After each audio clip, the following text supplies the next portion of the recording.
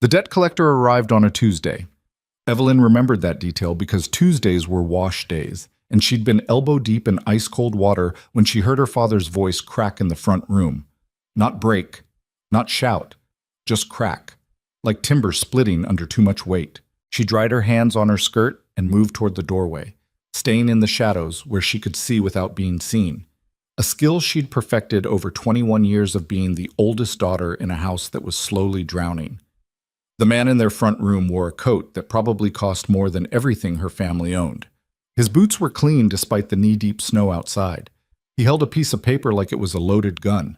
"Mr. Mercer," the man said, his voice flat and businesslike, "the bank's been patient, more than patient, but 4 months past due is where patience ends." Her father, tall, weathered, 43 but looking 60, stood with his hat literally in his hands, crushing it, destroying it. I know that. I just need... You need $1,500. The collector folded the paper, creased it with his thumbnail. "By Friday. Or the bank takes the homestead, the livestock, and whatever implements we can auction." Evelyn's mother made a sound behind them. Not quite a gasp, not quite a sob. Something worse than both. "There's got to be something," her father said.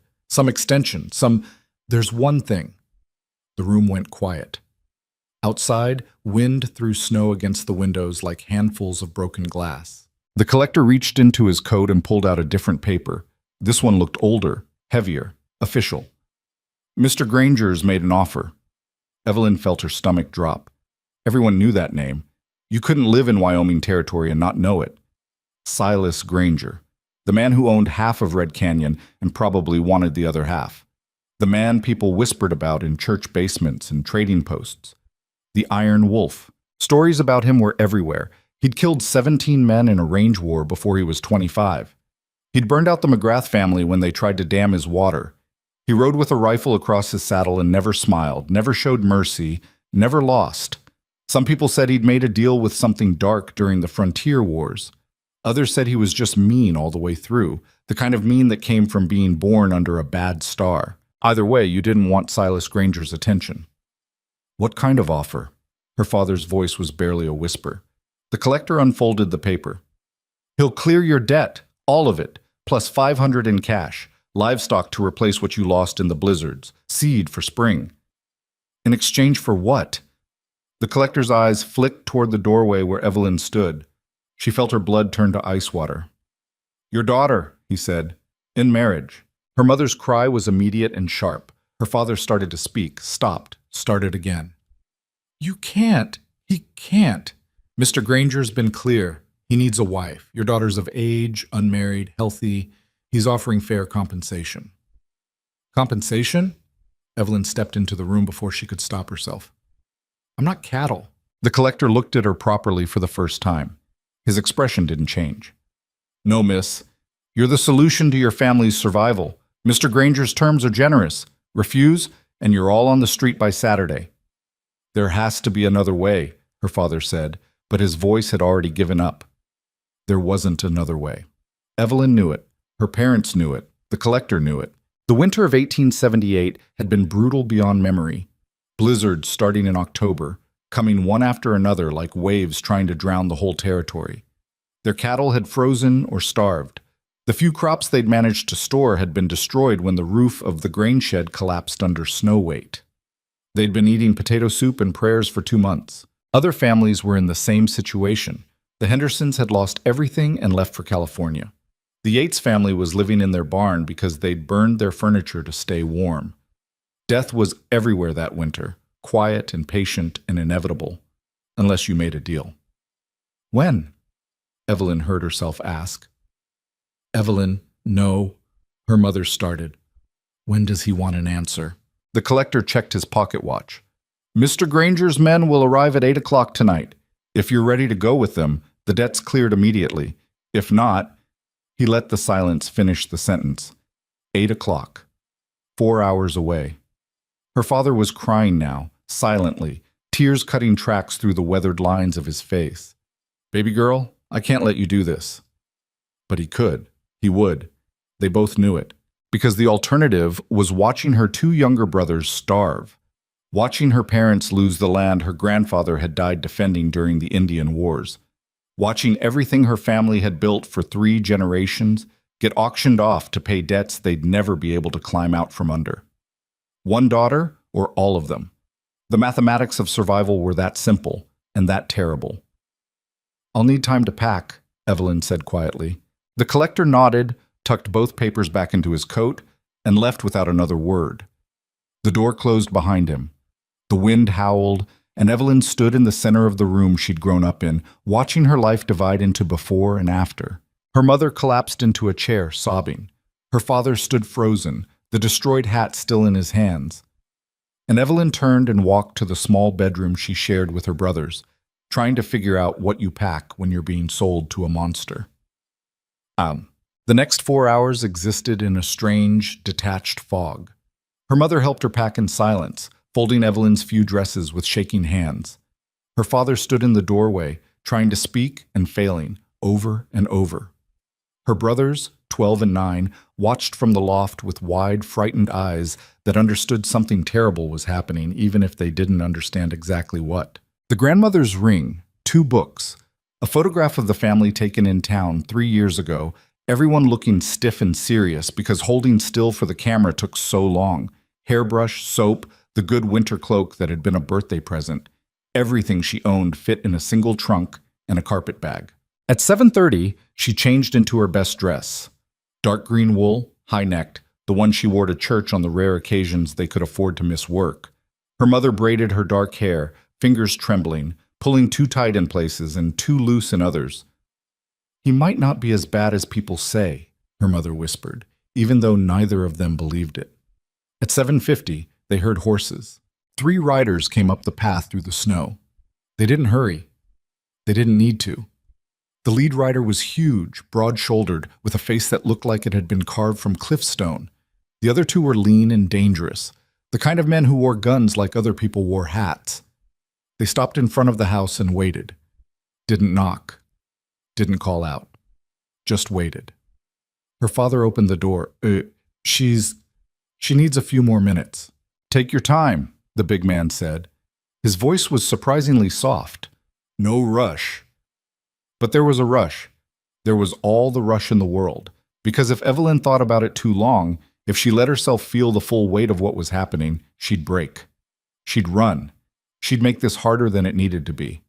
So she picked up her bags, kissed her brothers, hugged her mother until they both ran out of air, and looked at her father. "All right," she said, "every week." He couldn't answer. He pulled her close, held her like she was 5 years old again, and then let her go because holding on would only make it worse. She walked to the door. The big man dismounted and took her trunk like it weighed nothing. "I'm Marcus," he said. "We'll take care of you, miss. I promise." It was the kindness in his voice that almost broke her. They helped her onto a horse, not her family's old mare, but a tall, steady gelding that looked like it could run through hell without breaking stride. Marcus tied her trunk to a pack horse. The other 2 men flanked them like guards, or jailers. She looked back once. Her family stood in the doorway, backlit by lamplight, looking small and far away and impossibly fragile. Then they rode into the storm. Seats. The journey to the Granger Ranch took 3 hours through a blizzard that seemed designed to kill them. Evelyn had lived through Wyoming winters her whole life, but she'd never been out in weather like this. The wind didn't just blow, it attacked. Snow came horizontal, sharp enough to cut. Cold seeped through her cloak, her dress, her skin, settling somewhere deep in her bones. The men didn't talk. They rode in formation, Marcus in front, the other 2 on either side of her. Professional, protective. Like they'd done this before. She wanted to ask questions. Where exactly was the ranch? How big was it? What was Silas Granger actually like? But the wind stole any attempt at conversation, and part of her was terrified of the answers anyway. Instead, she held on, watched the dark shapes of mountains rise around them, and tried not to think about what happened to girls who got sold to men like the Iron Wolf. After what felt like forever but was probably closer to 2 hours, the wind changed. They crested a ridge, dropped into a valley, and suddenly the worst of the storm was behind them. The snow still fell, but softer. The cold was still brutal, but survivable. And in the distance, she saw lights. The Granger Ranch. It was bigger than she'd imagined. Not a homestead, not even a large farm. An empire. Multiple buildings spread across the valley floor. Barns, bunkhouses, outbuildings she couldn't identify. Fences running in perfect straight lines through the snow. And at the center, a house that was bigger than her entire hometown's church. Fear spiked fresh and sharp in her chest. They rode through a gate, actual iron gates, the kind rich people in Denver had, and into the main yard. The house loomed ahead, 2 stories of dark wood and stone that looked like it had been built to withstand war. Marcus dismounted first. "Almost there, miss. Just a few more minutes." The front door opened. Evelyn's breath caught. A man stood in the doorway, silhouetted against warm light from inside. Tall, broad-shouldered. He didn't move, didn't speak, just stood there like a judge waiting to pass sentence. Silas Granger, the Iron Wolf, her husband. She dismounted without help, her legs shaking from cold and fear and exhaustion. Marcus brought her trunk. The other men took the horses toward a barn, and Evelyn stood in the snow, bags in hand, staring at the man who now owned her life. He stepped forward into the lamplight spilling from the door. He was younger than she'd expected. Maybe 30, maybe a little less. Dark hair, dark eyes, a face that looked like it had forgotten how to smile years ago. Weathered, scarred, a thin line across his left cheekbone, the kind of face that matched every story she'd ever heard about him. But his eyes weren't cruel, they were just tired. Impossibly tired. "You're cold," he said. His voice was low, rough, like gravel. "Come inside." Not welcome, not hello, just the practical observation and an order. She followed him into the house because there was nothing else to do. The interior was warm, shockingly warm. A massive fireplace dominated the main room, filled with burning logs that threw heat and light across furniture that was simple but well made. Wood floors, thick rugs. A staircase leading up to the second floor. It was nice. Nicer than anywhere she'd ever lived. She hated that. "Your room's upstairs," Silas said, not looking at her. "Second door on the left. Marcus already brought your trunk up. There's water for washing. Anything you need, tell me." "My room?" she heard herself ask. He finally looked at her directly. His expression was unreadable. "You'll have your own space. Privacy. I'm not—" He stopped, something flickering across his face. "You're not a prisoner here." She wanted to argue, wanted to throw his words back at him, because what else was she, if not a prisoner? She'd been bought, traded, sold like livestock to clear her family's debt. But the exhaustion was crushing her now. The fear, the cold that had settled so deep she thought she'd never be warm again. "Thank you," she said, because her mother had raised her with manners even when manners felt absurd. He nodded once. "Mrs. Chen will bring food. Get some rest." Then he walked away, down a hallway that led deeper into the house, and disappeared. Evelyn stood alone in the main room of her new prison, listening to the fire crackle and the wind howl outside and her own heartbeat hammer against her ribs. She climbed the stairs slowly, found the second door on the left, opened it. The room was simple but clean. A bed, a real bed, not a straw mattress. A dresser, a small desk near the window. Her trunk sat at the foot of the bed. Someone had already started a fire in the small stove in the corner. She closed the door, locked it even though she knew locks probably meant nothing here, and sat on the edge of the bed. Then, finally, she let herself cry. She woke to knocking. For a disoriented moment, she thought she was home, that the last 12 hours had been a nightmare, that she'd wake up to her mother's voice calling her to help with breakfast. Then she remembered the debt, the collector, the 3 riders in the snow, the Iron Wolf. "Miss Mercer?" A woman's voice, accented. "I've brought breakfast." Evelyn sat up, disoriented. Sunlight streamed through the window, actual sunlight, the first she'd seen in weeks. The storm had passed. She'd slept in her dress, her hair still braided, her face probably a mess. "Just a moment," she called. She splashed water from the basin on her face, tried to make herself presentable, and opened the door.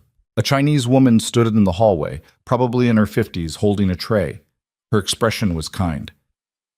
"I'm Mrs. Chen. I manage the house. You must be starving." She was. Evelyn realized she hadn't eaten since breakfast the day before, a lifetime ago. Mrs. Chen brought the tray inside, setting it on the small desk. Eggs, actual eggs, fresh bread with butter, coffee that smelled like heaven. Fruit, dried apples, precious as gold. Mr. Granger said to let you rest as long as you need, Mrs. Chen said. There's no schedule, no requirements. You're free to explore the house, the grounds, anything you want. Free. The word felt like a joke. Where is he? Evelyn asked. Out with the men. They're checking the north fences after the storm. Won't be back until evening, probably. Evelyn nodded, not sure if she was relieved or disappointed.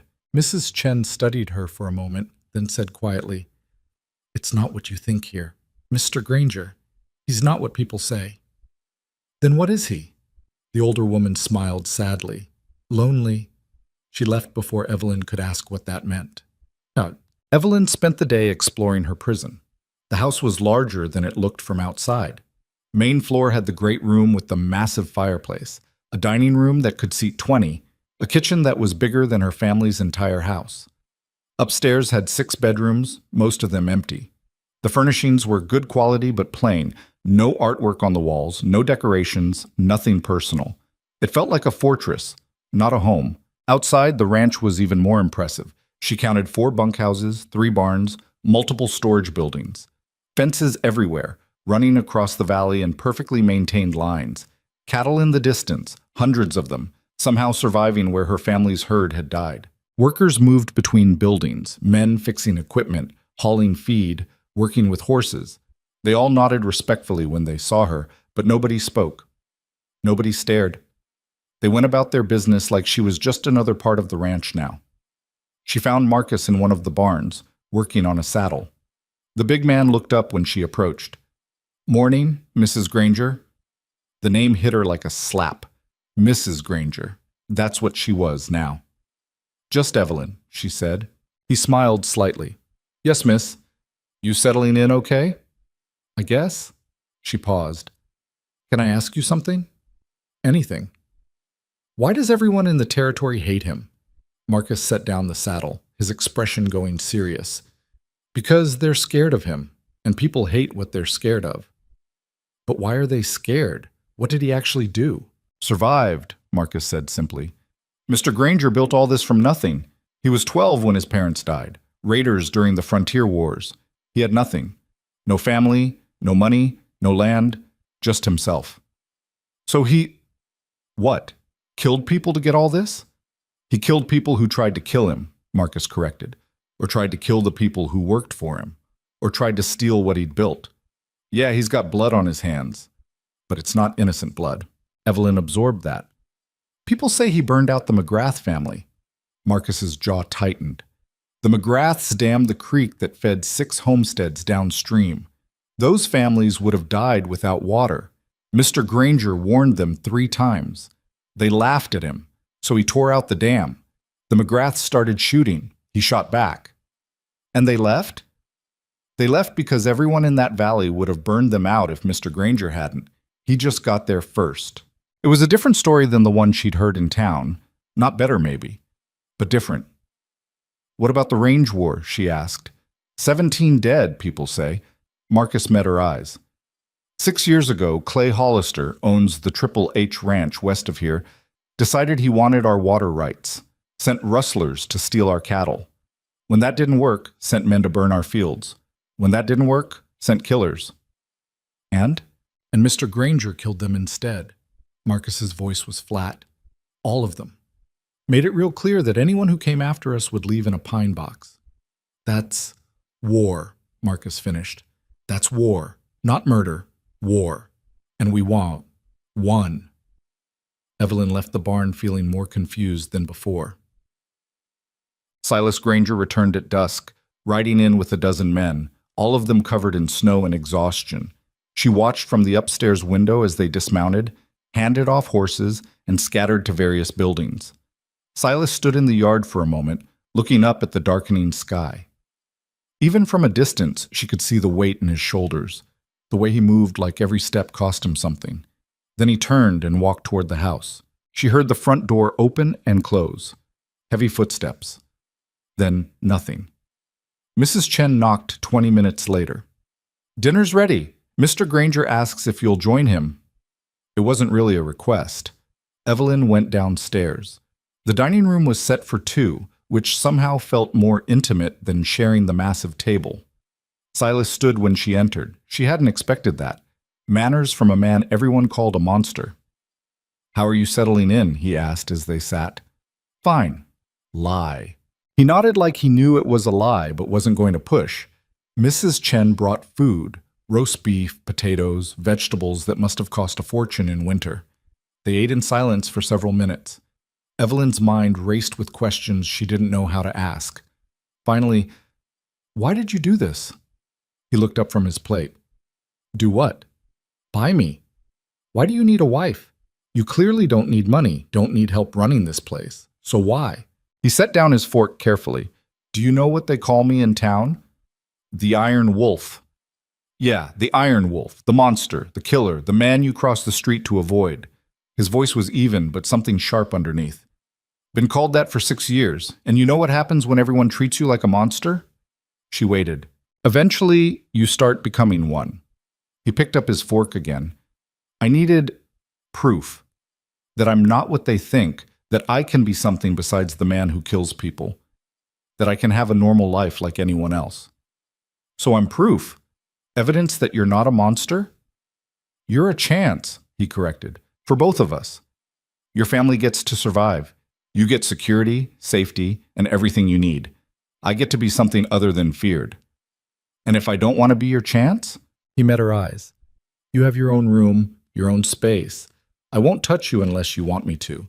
You can leave any time you want. I'll give you enough money to start over anywhere. You're not a prisoner here, Evelyn. You're my wife on paper, but that's all until you decide otherwise." She stared at him. "I don't understand you." "Good," he said. "That means you're not seeing what everyone else sees." They finished dinner in silence. Afterward, Silas retreated to wherever he went in the house. Evelyn returned to her room and lay awake for hours, listening to the wind and trying to figure out whether she'd been rescued or trapped. The next morning, she found him in the barn. He was working on a gate hinge, hands covered in grease, completely focused on the task. She watched him for a moment before speaking. "I want to see the rest of the ranch," she said. He looked up. "Now?" "Now." Something that might have been surprise crossed his face. Then he nodded, wiped his hands, and whistled. A beautiful paint horse trotted over. "Can you ride?" he asked. "I grew up on a homestead. Yes, I can ride." He almost smiled. Almost. They rode out into the valley, just the two of them. The storm had left everything covered in fresh snow, brilliant and blinding in the morning sun. The mountains rose around them like walls holding up the sky. Silas showed her the north pastures where cattle grazed, somehow fat and healthy. The south fields where they'd plant crops in spring. The creek that ran through the property, clear and cold, feeding everything. "This is what Hollister wants," he said, gesturing at the creek. "He's got land, but his water's seasonal. Dries up every summer. This creek runs year-round, fed by snowmelt from the mountains. Control this, you control half the territory. So why doesn't he just buy it from you?" "Because I won't sell. This water keeps 50 families alive downstream. I sell to Hollister, he'll charge them until they can't pay, then take their land too." That's why he started the range war. Silas nodded. He wants an empire. I just want to survive." They rode in silence for a while. Then Evelyn asked, "Did you really kill 17 men?" 19. His voice was flat. 2 more after the stories started. "Does it bother you?" He reined his horse to a stop, looked at her directly. "Every single day. But it bothers me less than letting innocent people die because I was too weak to protect them." There was no pride in his voice, no bravado, just exhaustion and resignation. They rode back as the sun climbed higher, turning the snow into fields of diamonds. Days became a week became 2. Evelyn fell into a routine that felt nothing like being a prisoner and nothing like being married. She helped Mrs. Chen with the house, learned to bake bread the way the older woman taught her, spent hours reading books from Silas's surprisingly extensive library. He was gone most days, working with the men. When he was home, they ate dinner together, making small talk that gradually became actual conversation. He was intelligent, more intelligent than she'd expected. He'd taught himself to read at 15, learned ranching from books and brutal experience, built his empire with planning and calculation, not just violence. But the violence was always there, hovering in the background. Men came to the ranch regularly with reports of trouble. Rustlers near the south fence, suspicious riders near the creek, burned out homesteads that looked like Hollister's work. Each time, Silas rode out with armed men and came back hours later, grim-faced and silent. One night, he came back with blood on his shirt. Evelyn was reading in the great room when he walked in. He froze when he saw her, clearly not expecting her to be there. "It's not mine," he said before she could ask. "One of Hollister's men got stupid, tried to shoot Marcus. He stopped. "You what?" "We sent him home with a message carved into him. That's the kind of man I am, Evelyn. That's what I do to protect what's mine." He said it like a warning, like he was daring her to be afraid of him. Instead, she stood up and walked over. "Go change.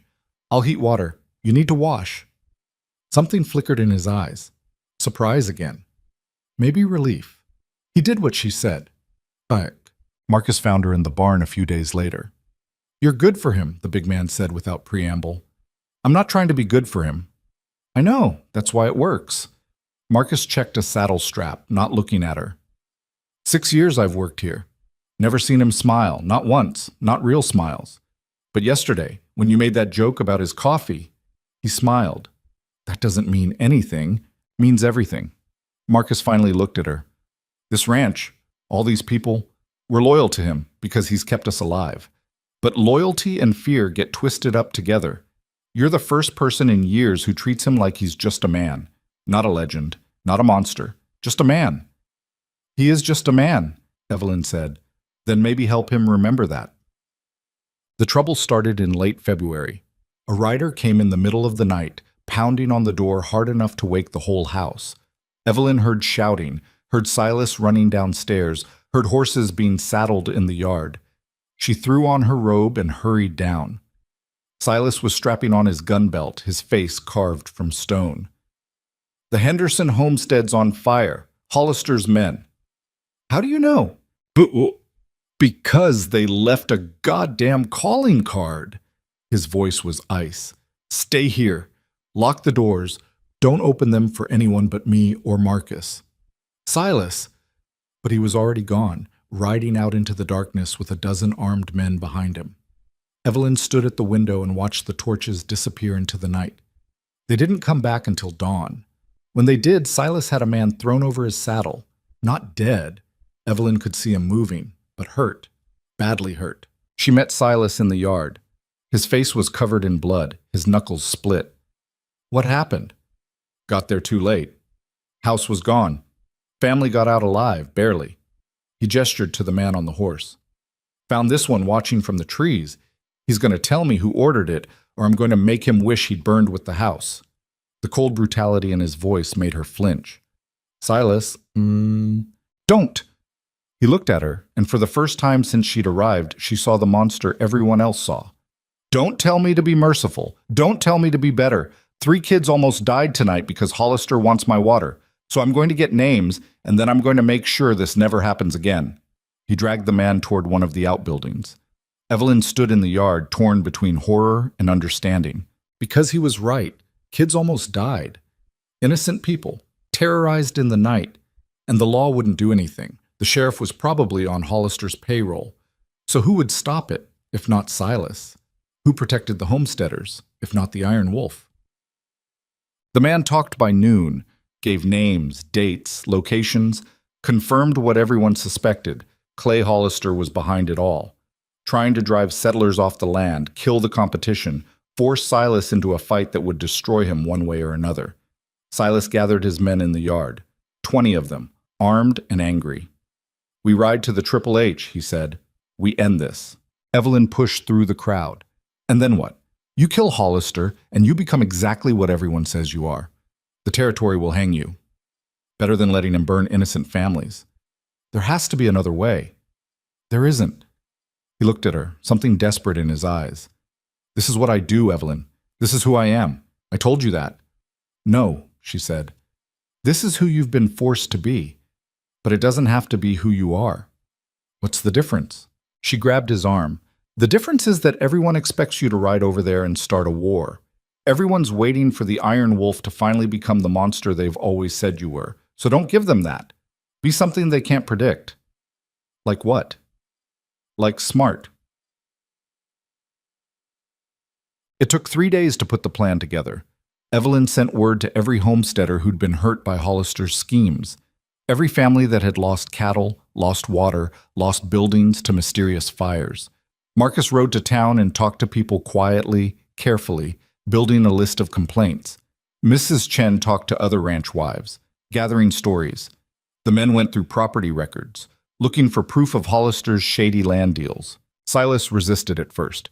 "This is fantasy. You think pieces of paper will stop a man like Hollister?" "I think public exposure will. He operates in shadows. Force him into light.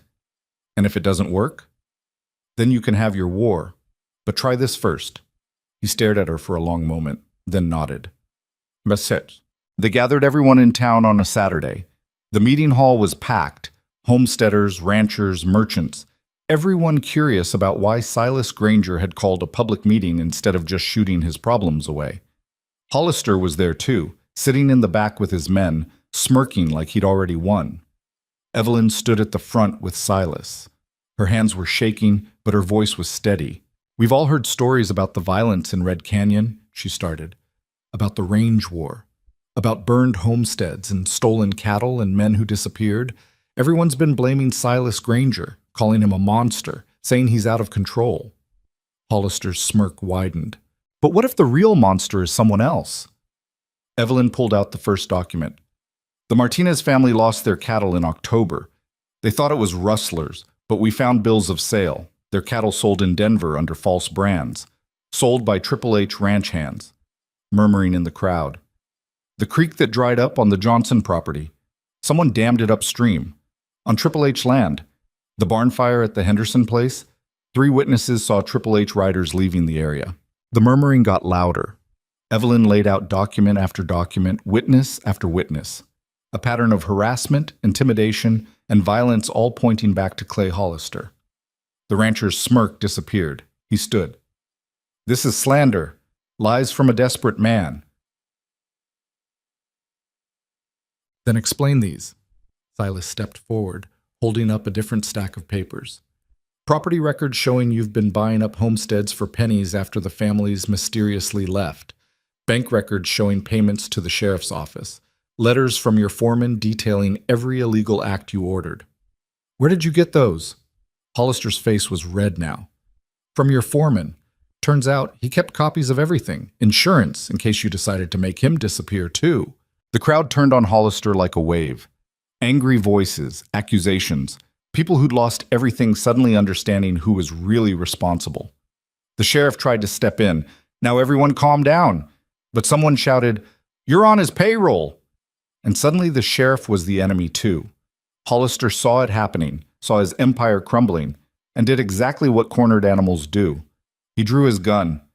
"None of this matters if you're dead, Granger," he snarled. Silas didn't move, didn't reach for his weapon, just stood there, staring Hollister down. The entire room held its breath. Then Evelyn stepped between them. "Go ahead," she said quietly. "Shoot him in front of everyone. Prove you're exactly what we said you are. Murder him in cold blood with 100 witnesses. See how that works out for you." Hollister's hand shook. His face was twisted with rage and fear. But he couldn't do it. Not with everyone watching, not with his guilt already exposed. He lowered the gun. Marshal Tyler, who'd ridden in from Denver specifically for this, stepped forward. "Clay Hollister, you're under arrest for arson, attempted murder, fraud, and conspiracy." Hollister and the corrupt sheriff were dragged out of the hall in chains, and Silas Granger stood in the center of the room, surrounded by people who'd hated him yesterday and weren't sure what to think of him now. Evelyn took his hand.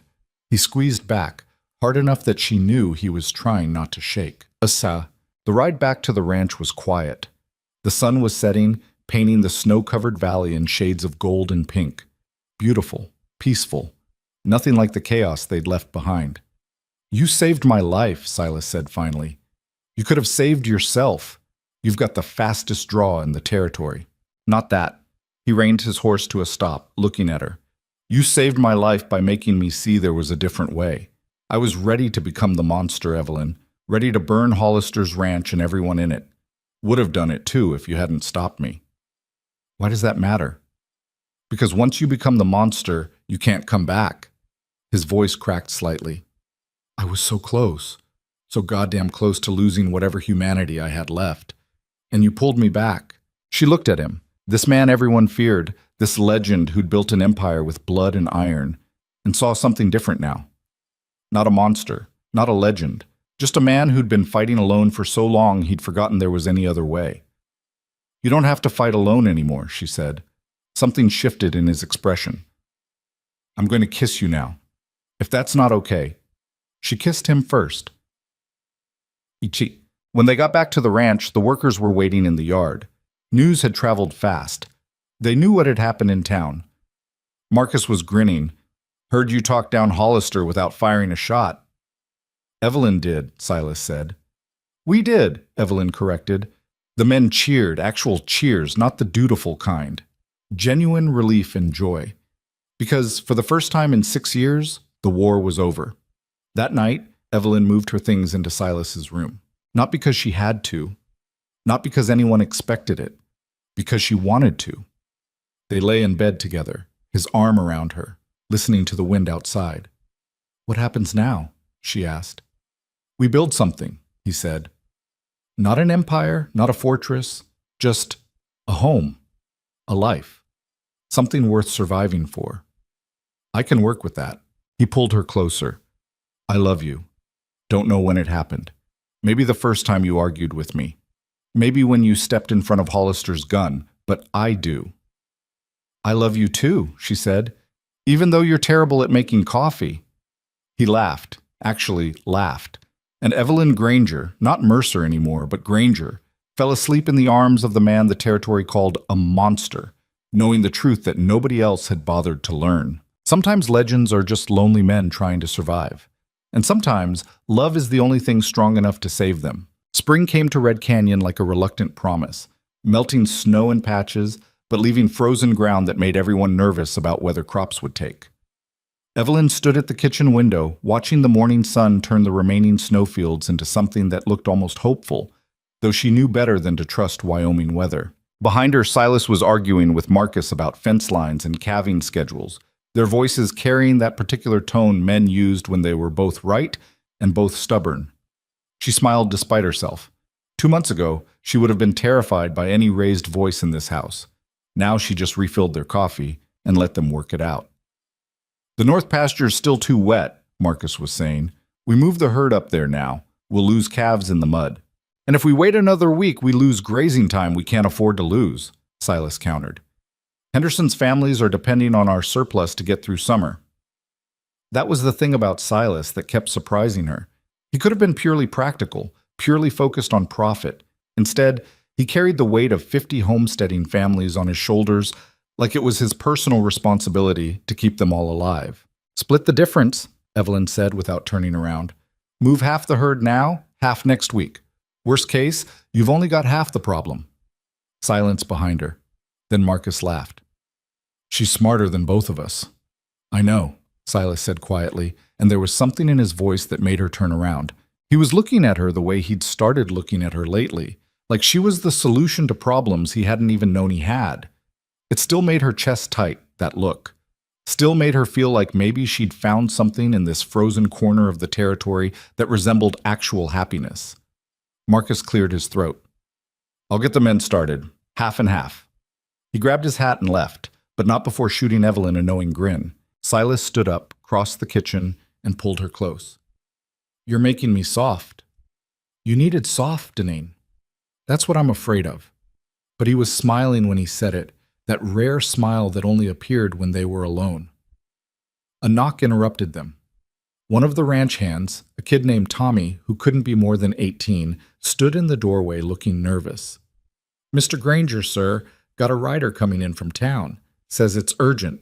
The smile disappeared from Silas's face like it had never existed. That was the thing about peace. It was always temporary, always fragile. The writer turned out to be James Morrison, who ran the general store in town. He dismounted in the yard looking like he'd aged 10 years overnight. Clay Hollister escaped, he said without preamble. Broke out of the jail in Denver 2 days ago. Killed a guard doing it. Evelyn felt the blood drain from her face. Silas went absolutely still beside her, the kind of stillness that preceded violence. How? Silas's voice was flat. Had help. His brother probably. Thomas Hollister showed up in Denver the day before, and now he's gone too. Morrison twisted his hat in his hands. Marshal Tyler sent word. Said to warn you specifically. Said Hollister was making threats before he escaped. About you. About your wife. Evelyn's stomach dropped. Get inside, Silas said to her. No. Evelyn. No. She stood her ground even though her knees wanted to buckle. We're not doing this. You're not shutting me out because of threats. He wants to kill you to hurt me. That's different than what? Than the range war? Than burned homesteads? Than all the other violence you've been dealing with since you were 12? She grabbed his arm. I'm not hiding while you handle this alone. That's not how this works anymore. Something flickered in his eyes. Fear, maybe. Or respect. Possibly both. Marcus had appeared in the yard along with half a dozen other men. They all had the same expression, hard, ready, waiting for orders. Double the watch, Silas said. Nobody goes anywhere alone. Morrison, thank you for the warning. You might want to stay here tonight. Town's not safe if Hollister's on his way back. Already planned on it, Morrison said. The rest of the day passed in tense preparation. Men checked weapons, reinforced gates, established patrol routes. Evelyn helped Mrs. Chen move supplies into the main house, food, water, medical supplies. Preparing for a siege nobody wanted to talk about directly. That night, lying in bed, Silas held her tighter than usual. I should send you away, he said into the darkness. Somewhere safe. Denver, maybe, or California. And I'd just come back. Evelyn, we ended this together, she said. We face what comes next together, too. Stop trying to protect me like I'm fragile. You are fragile. Everyone's fragile. That's not an insult. It's just true. Then we'll be fragile together.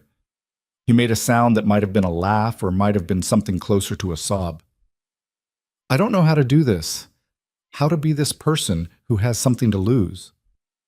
You've always had something to lose. You just pretended you didn't. He didn't answer, but his arms tightened around her, and they lay awake listening to the wind and the guards making their rounds outside. 3 days passed with no sign of Hollister. Then a week. Then 2. The tension started to ease slightly. People began to wonder if maybe Hollister had run for Mexico or California instead of coming back to Red Canyon. Maybe the threats had been empty. Maybe they'd gotten lucky. Evelyn almost believed it until she rode into town with Marcus to pick up supplies and saw the way people were looking at her. Not hostile, not scared, something worse. Pitying. What's going on? She asked Marcus quietly. The big man's jaw was tight. Don't know yet, but something's wrong. They found out at the general store. Morrison looked sick when they walked in, and there were 3 other townspeople there who all suddenly found reasons to leave. What? Evelyn demanded. Morrison pulled out a piece of paper from under his counter. This was posted on the church door this morning. Same ones up at the saloon, the bank, the post office. Evelyn took the paper with shaking hands. It was a wanted poster, but not for Clay Hollister. For Silas Granger. Wanted for murder, arson, theft, and conspiracy. $5,000 reward. Signed by a judge in Cheyenne she'd never heard of. It's fake, Marcus said immediately. Has to be. We cleared him. Everyone knows. Thomas Hollister is the judge in Cheyenne, Morrison said quietly. Clay's older brother. He's got connections, money, influence.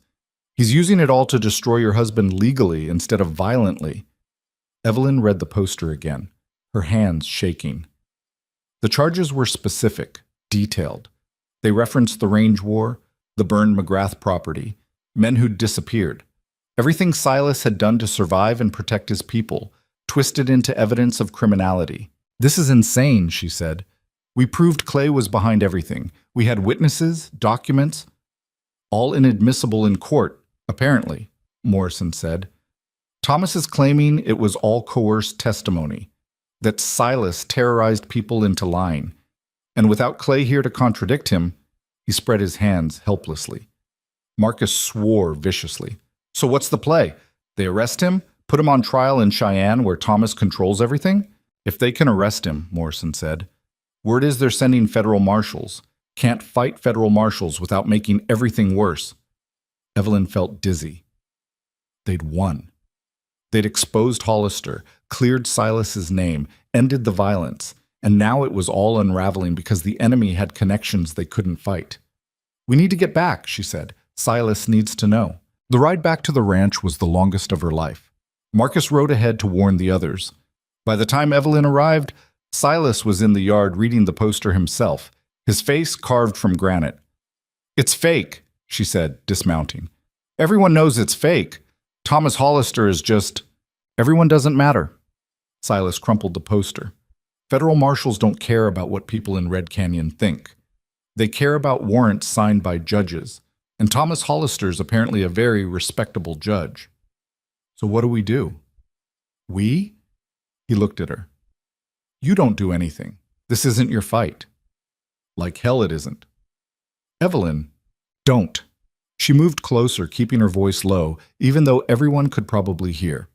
Don't you dare try to protect me by pushing me away. We're past that. Something broke in his expression. I can't let them take me. You understand that? I go to Cheyenne for trial. I'm dead. Thomas will make sure of it. Convenient accident, prison riot, something. I'll never see trial. Then we fight it another way. There's no other way. This is legal. This is the system. I can't shoot my way out of the law. No, she said, but maybe I can talk our way out of it. He stared at her. What? Thomas Hollister is a judge. That means he cares about reputation, respectability, appearances. He's not like Clay. He can't just burn people out. He has to maintain his image. So we destroy his image the way we destroyed Clay's. Publicly. Loudly. Make it so politically toxic to pursue you that he has no choice but to drop it. Marcus, who'd been listening nearby, spoke up. How exactly do we do that? Evelyn's mind was racing. We get proof that Thomas is abusing his position for revenge. We find everyone he's screwed over in his career. We bring them forward. We make so much noise that Washington can't ignore it. That would take weeks, Silas said. Maybe months. The marshals could be here tomorrow. Then we buy time. She turned to Marcus. How many ranchers did Silas help during the range war? Dozens. Why? Because they owe him, and it's time to call in those debts. Over the next 48 hours, Evelyn orchestrated something that shouldn't have been possible. She sent riders to every homestead, every ranch, every family that Silas had protected over the years. The message was simple.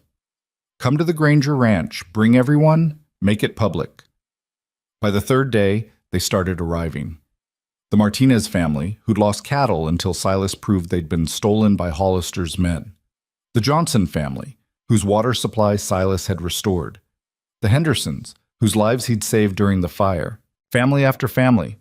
Ranch after ranch. Some traveling for 2 days to get there. Mrs. Chen and the other women set up a massive camp in the valley. Men erected temporary shelters. By the end of the week, the Granger Ranch looked like a small town, packed with people who'd come to stand with the man who'd stood with them. It was chaotic and loud and completely impractical. It was also the most beautiful thing Evelyn had ever seen. On the 6th day, the federal marshals arrived. 3 of them, grim-faced and official, carrying warrants and authority from Washington. They rode up to the ranch and stopped cold when they saw the crowd. At least 200 people, maybe more, families, workers, ranchers, all standing in the yard, silent and watchful. The lead marshal, a weathered man named Sullivan, dismounted slowly. Silas Granger? Silas stepped forward. That's me. I have a warrant for your arrest. Multiple charges, including... We know the charges, Evelyn interrupted, stepping up beside Silas. And we know they're fraudulent, filed by Judge Thomas Hollister as revenge for his brother's imprisonment. Sullivan's expression didn't change. That's for a court to decide, ma'am. My job is to bring him in. And our job, Marcus said, moving to Silas's other side, is to make sure justice is actually done, not railroad revenge dressed up as law. The other two marshals moved their hands closer to their weapons. The crowd shifted, not threatening, but present, undeniably present.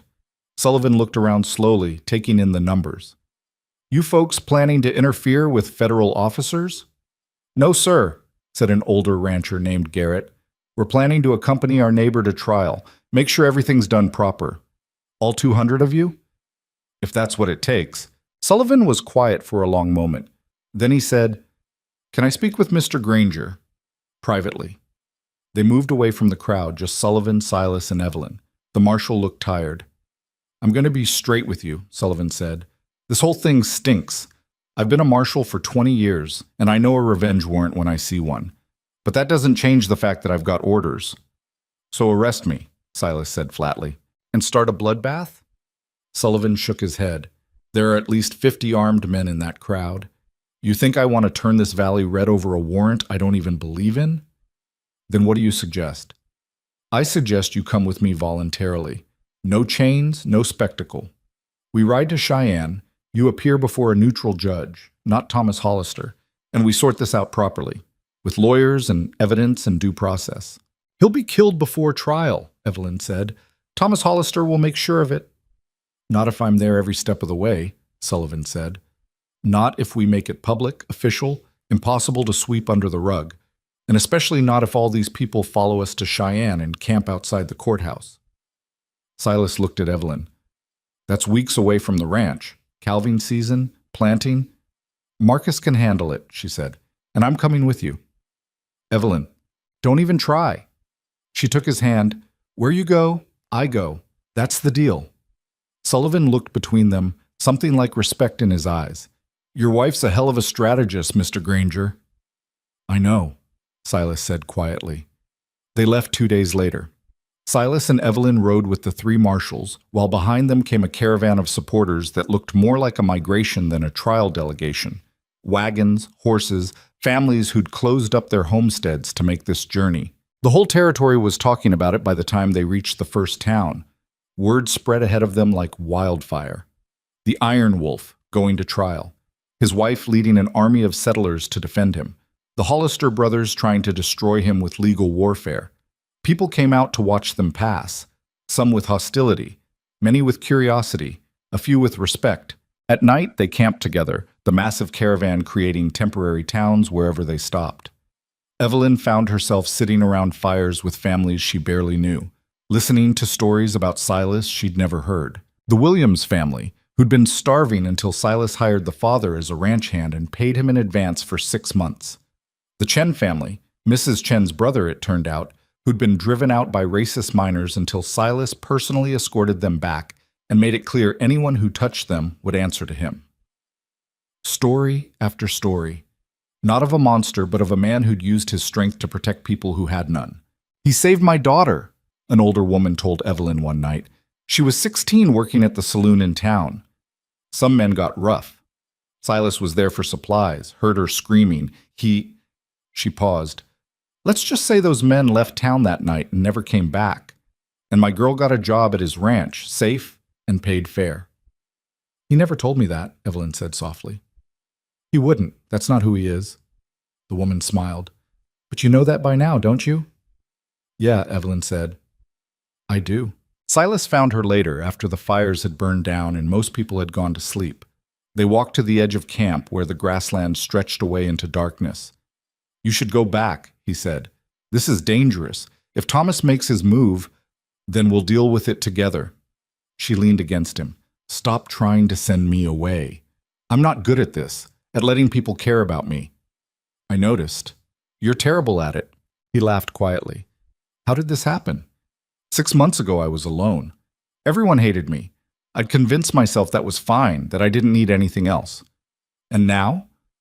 Now I'm terrified every second of every day that something will take this away. Will take you away." She turned to face him. "The only thing that will take me away is you pushing me away. So stop doing that." He kissed her then, rough and desperate, like he was trying to memorize the feeling. When they pulled apart, his forehead rested against hers. "If this goes wrong, it won't. But if it does, then we'll figure it out together. That's what together means, Silas. You don't have to carry everything alone anymore. They reached Cheyenne 12 days after leaving Red Canyon. The city was bigger than Evelyn had imagined, full of brick buildings and paved streets, and people who looked at their massive caravan like they'd brought the whole frontier with them. Which, in a way, they had. Sullivan had sent word ahead, so by the time they arrived, the situation was already complicated. Thomas Hollister had expected to quietly arrest his brother's enemy and make him disappear. Instead, he was facing a public spectacle with federal marshals who weren't cooperating and hundreds of witnesses. The neutral Judge Sullivan had promised turned out to be a stern woman named Margaret Blackwood, who looked like she took precisely zero nonsense from anyone. She set a preliminary hearing for 3 days out, which gave Evelyn exactly that long to build her case. She spent those 3 days doing what she'd done in Red Canyon, gathering evidence, finding witnesses, building a narrative that was stronger than Thomas Hollister's lies. But this time, she had help. The families who'd traveled with them scattered through Cheyenne talking to lawyers, newspapermen, anyone who would listen. Marcus coordinated them like a general organizing troops, making sure their message stayed consistent. The message was simple. Silas Granger was a scapegoat for the crimes of the Hollister family. The real criminals were Clay Hollister, who terrorized the territory, and Thomas Hollister, who was abusing his position for revenge. On the morning of the hearing, Evelyn woke before dawn, nerves making her stomach churn. Silas was already awake, sitting by the window of their hotel room, staring out at the street below. "Can't sleep either?" she asked. "Keeps running through my head, all the ways this could go wrong." "Then let me tell you how it goes right." She moved to sit beside him. "We go in there. We tell the truth. Judge Blackwood sees through Thomas's scheme. Justice actually works for once. And if it doesn't, then we fight harder. But I believe in this, Silas. I believe in you, and so do 200 other people waiting outside that courthouse." He took her hand. "Whatever happens today, I want you to know." Don't talk like you're saying goodbye. This isn't goodbye. I know, I love you, even if I'm terrible at showing it. You show it every day. You just don't realize it." The courthouse was packed by the time they arrived. Every seat filled, people standing along the walls, more crowding the hallway outside. Thomas Hollister sat at the prosecutor's table looking furious and trapped. His lawyers looked expensive and nervous. Judge Blackwood entered, and the room went silent. "This is a preliminary hearing to determine if charges against Silas Granger have sufficient merit to proceed to trial," she said, her voice carrying authority.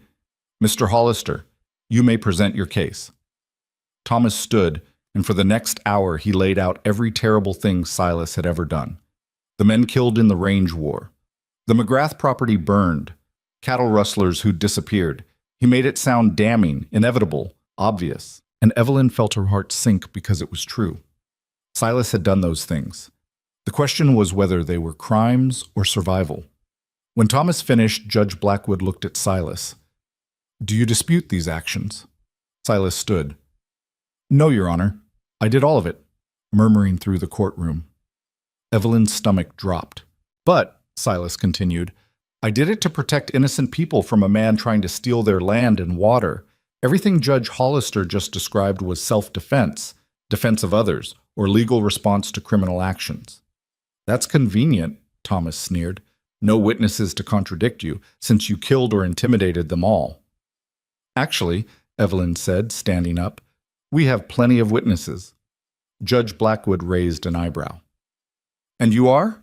"Evelyn Granger, his wife. And I'd like to present evidence, if the court allows." "This is highly irregular." "So is a judge using his position to pursue a vendetta," Evelyn shot back. "If the court's interested in truth, I have it." Blackwood studied her for a long moment, then nodded. "Proceed." Evelyn had prepared for this. She'd spent 3 days building the case, organizing documents, prepping witnesses. Now she laid it all out methodically, carefully, building a story that was stronger than Thomas's accusations. First came the families Silas had protected. One by one, they testified about Hollister aggression, about Silas intervening, about lives saved. The Williams girl, now 19, who described being rescued from assault, the Martinez family and their stolen cattle, the Johnsons and their water supply. Then came the documents.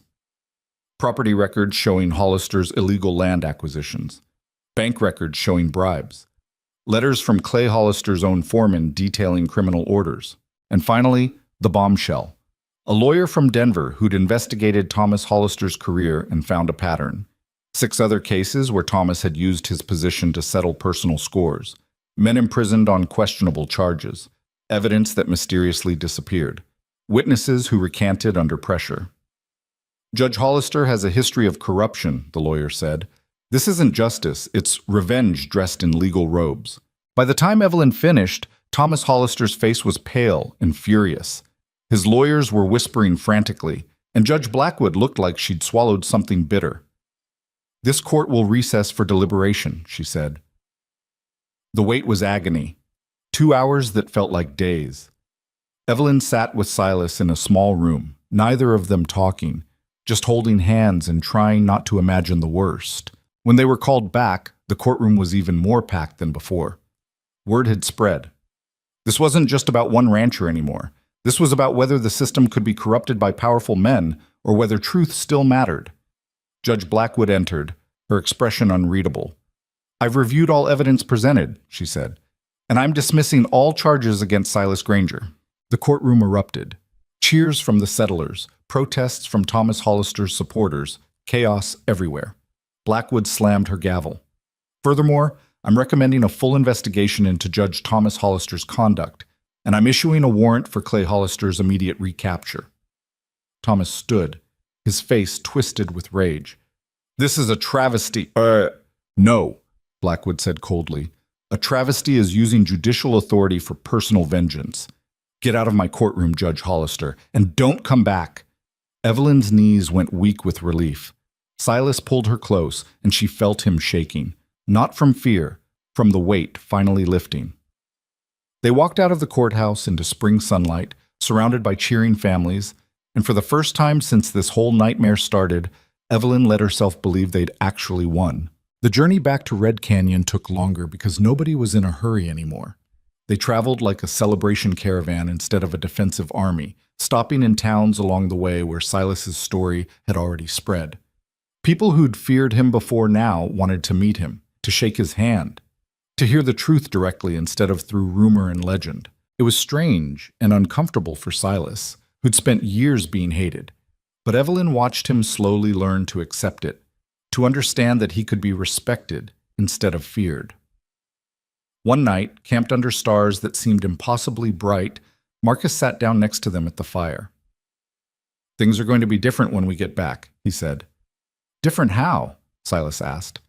People will come to you now for help, for advice, for protection. Not because they're scared, because they trust you. I don't know how to be that person. Yes, you do, Evelyn said. You've been that person all along. You just didn't have permission to show it before. They reached the ranch in late spring, when the valley was green and alive and everything felt possible. The workers had kept things running smoothly in their absence. The cattle were healthy. The crops were planted. Life had continued, but something fundamental had shifted. That night, lying in bed, Silas pulled Evelyn close and said, I keep waiting for the other boot to drop, for something to go wrong, for the peace to end. Maybe it doesn't have to end. Everything ends. Then maybe we get to decide how long this lasts. She turned to face him. Maybe we get to build something strong enough to survive whatever comes next. Together? Together. He kissed her softly, and outside the window, Red Canyon stretched away into darkness, wild and beautiful, and finally at peace. At least for now. The peace lasted exactly 43 days. Evelyn knew because she'd been counting, the way you count days without rain or days until winter, measuring time by its absence of catastrophe. 43 days of normal life, of ranch work and quiet evenings, and the kind of contentment she'd never expected to find in Wyoming Territory. Then the barn burned. She woke to shouting and the smell of smoke so thick it choked her before she even opened her eyes.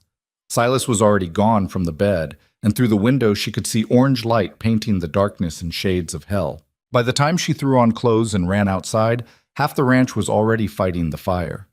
The eastern barn, the new one they'd built just last month, was completely engulfed. Flames reaching toward the sky like grasping fingers. Men running with buckets, with blankets, with anything that might help. But it was already too late. The barn was gone. The only question was whether they could stop it from spreading. Silas stood in the yard directing operations, his face lit by firelight and streaked with ash. "Get the horses out of the western barn. Move the cattle away from the fence line. Someone get water on the bunkhouse roof before sparks catch it." Evelyn joined the bucket line, passing water hand to hand to hand, her arms burning and her lungs full of smoke. Mrs. Chen was beside her, and Marcus, and Tommy, the young ranch hand, and a dozen others, all of them fighting together. It took 3 hours to get the fire under control. By then, the sun was rising over the mountains, revealing the full extent of the damage. The barn was gone, completely destroyed. 3 horses dead. They'd gotten trapped before anyone could reach them. Thousands of dollars in stored hay and equipment turned to ash. And written in the dirt near what used to be the barn door, someone had scratched a message. "This is just the beginning." Silas stared at those words with an expression that made Evelyn's blood run cold. Not anger, not fear. Something worse. Resignation. "It was Hollister," Marcus said, appearing beside them.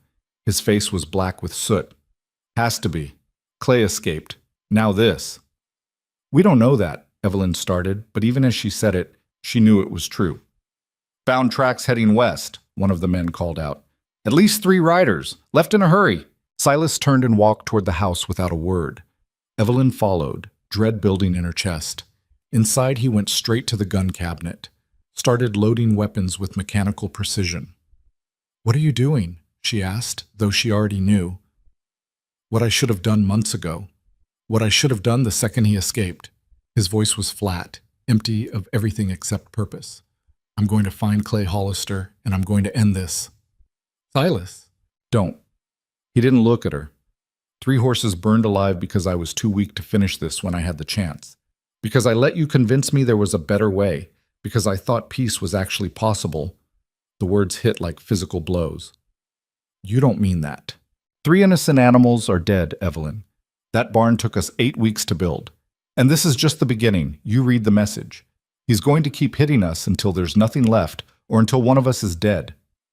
He finally looked at her, and his eyes were the same as that first night she'd arrived, tired and hard, and belonging to a man who'd stopped believing in anything except survival. "I told you who I was. I told you what I'd do. You just didn't want to believe it. So what? You're going to ride out there and murder him? Become exactly what everyone used to say you were?" "If that's what it takes." Marcus appeared in the doorway. "Horses are ready. Got 12 men willing to ride." "Make it 15, Silas said. "And tell them to bring extra ammunition." Evelyn grabbed his arm. "Please don't do this. There has to be another way." "There isn't. There never was. I was just fooling myself." He pulled free gently but firmly. "Stay here. Protect the ranch. I'll be back when it's done." "And if you're not?" He didn't answer, just picked up his rifle and walked out. She stood in the empty room, shaking with fury and fear and helplessness, listening to horses thunder out of the yard. 15 men riding to war because peace had failed. Mrs. Chen found her 20 minutes later, still standing in the same spot. "You can't let him do this," the older woman said. "How exactly am I supposed to stop him? He made up his mind." "So change his mind. You did it before." "That was different. We had time. We had evidence. You had him believing there was a better way," Mrs. Chen interrupted. "And he still believes it. He's just scared right now. Scared that if he doesn't become the monster, he'll lose everything. So remind him what he's fighting for." Evelyn looked at her. "Even if I could catch up to them, what am I supposed to say? Stop killing the man who's trying to destroy us?" "You say what you've always said, that he's better than this, that being strong doesn't mean being violent, that the Iron Wolf died in that courthouse in Cheyenne, and the man who came back deserves a real life, not more bloodshed. That's a nice speech. It won't stop bullets. Maybe not, but it might stop him from firing them." Evelyn stood there for another moment, weighing options that all felt impossible. Then she grabbed her coat. "Get me a horse. The fast one." She caught up to them an hour later, pushing her mare harder than she should have, following tracks through the mountain passes. The men had stopped to water their horses near a creek, and she rode into their camp like fury on horseback. Silas stood when he saw her, his face going through several expressions at once. Surprise, anger, something that might have been relief. Go back, he said. No. Evelyn, this isn't safe. Nothing about this is safe. She dismounted, walked straight up to him. You want to go kill Clay Hollister? Fine, but I'm coming with you. Absolutely not. Then you're not going either. Marcus made a sound that might have been a laugh. The other men were watching with open interest. Silas's jaw tightened. You can't stop me. Watch me. You taught me to shoot, remember? I'm a decent shot now, so if you ride out of here without me, I'll just follow. And when the shooting starts, I'll be right there in the middle of it because you were too stubborn to let me come along properly. That's not fair. Nothing about this is fair. Your ranch is burning. Hollister's winning by making you into the monster everyone expects, and you're playing right into it. What else am I supposed to do? Let him keep attacking? Wait until he kills someone I care about? You find another way. The way we did before. That didn't work, Silas said, his voice rising. We beat him in court and he came back anyway. We proved he was the criminal and it didn't matter. Thomas is probably back on the bench by now, covering for his brother. Justice failed, Evelyn. Your way failed. So you go back to your way? Ride in with guns and kill everyone and prove that every terrible thing anyone ever said about you was true? If it keeps you safe, yes. The words hung in the air between them. The men shifted uncomfortably, suddenly very interested in their horses. Evelyn's voice dropped. I don't need you to be a killer. I need you to be the man who stood in that courtroom and chose a different path. The man who's building something better than fear and violence. That man got his barn burned and his horses killed. And he's still alive. Still has a ranch full of people who believe in him. Still has a wife who loves him. She moved closer. You told me once that if you became the monster, you couldn't come back. Remember? In the town hall, before everything went wrong with Hollister the first time, you said you were too close to losing your humanity. That was before what? Before you had more to lose? That's exactly when you need to hold on to it harder. She grabbed his shirt, pulled him close. I know you're scared. I know you want to end this the only way you know how. But Silas, listen to me. If you ride to the Hollister place and kill Clay, you lose. Maybe not immediately, but eventually. Because you'll prove that violence is the only answer. And every conflict after this, that's what you'll reach for first.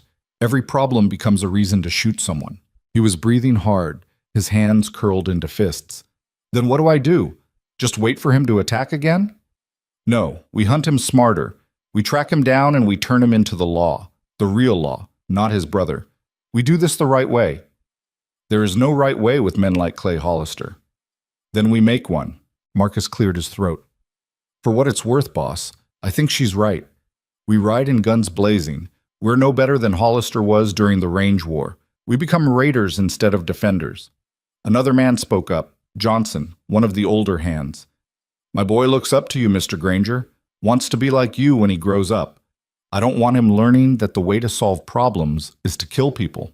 Silas looked around at his men. They were all watching him, waiting, not with judgment, with trust, believing he'd make the right choice. Fine, he said finally. We track him. Find out where he's hiding. Then we bring in federal marshals like we did with Thomas. We do it legal. He pointed at Evelyn. But if anyone gets hurt because we're playing by rules Hollister doesn't follow, that's on you. I can live with that. They made camp for the night rather than continuing in darkness. Evelyn sat next to Silas while the men settled in, the two of them staring into the fire without speaking. I'm sorry, he said eventually, for what I said about you convincing me to be weak. You weren't wrong, though.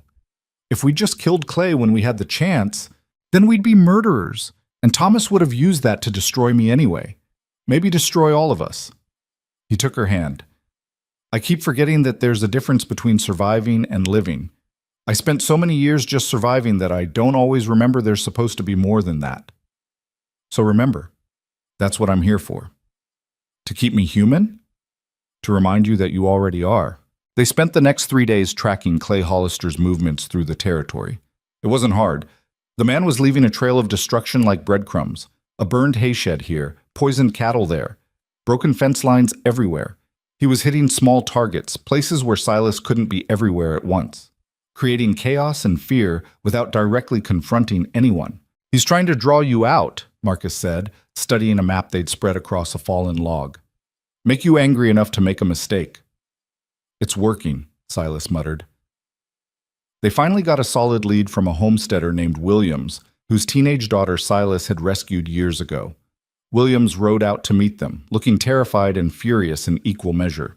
Saw riders matching the description heading toward the old McGrath property, he said. 4 of them, maybe 5. Set up camp in the ruins.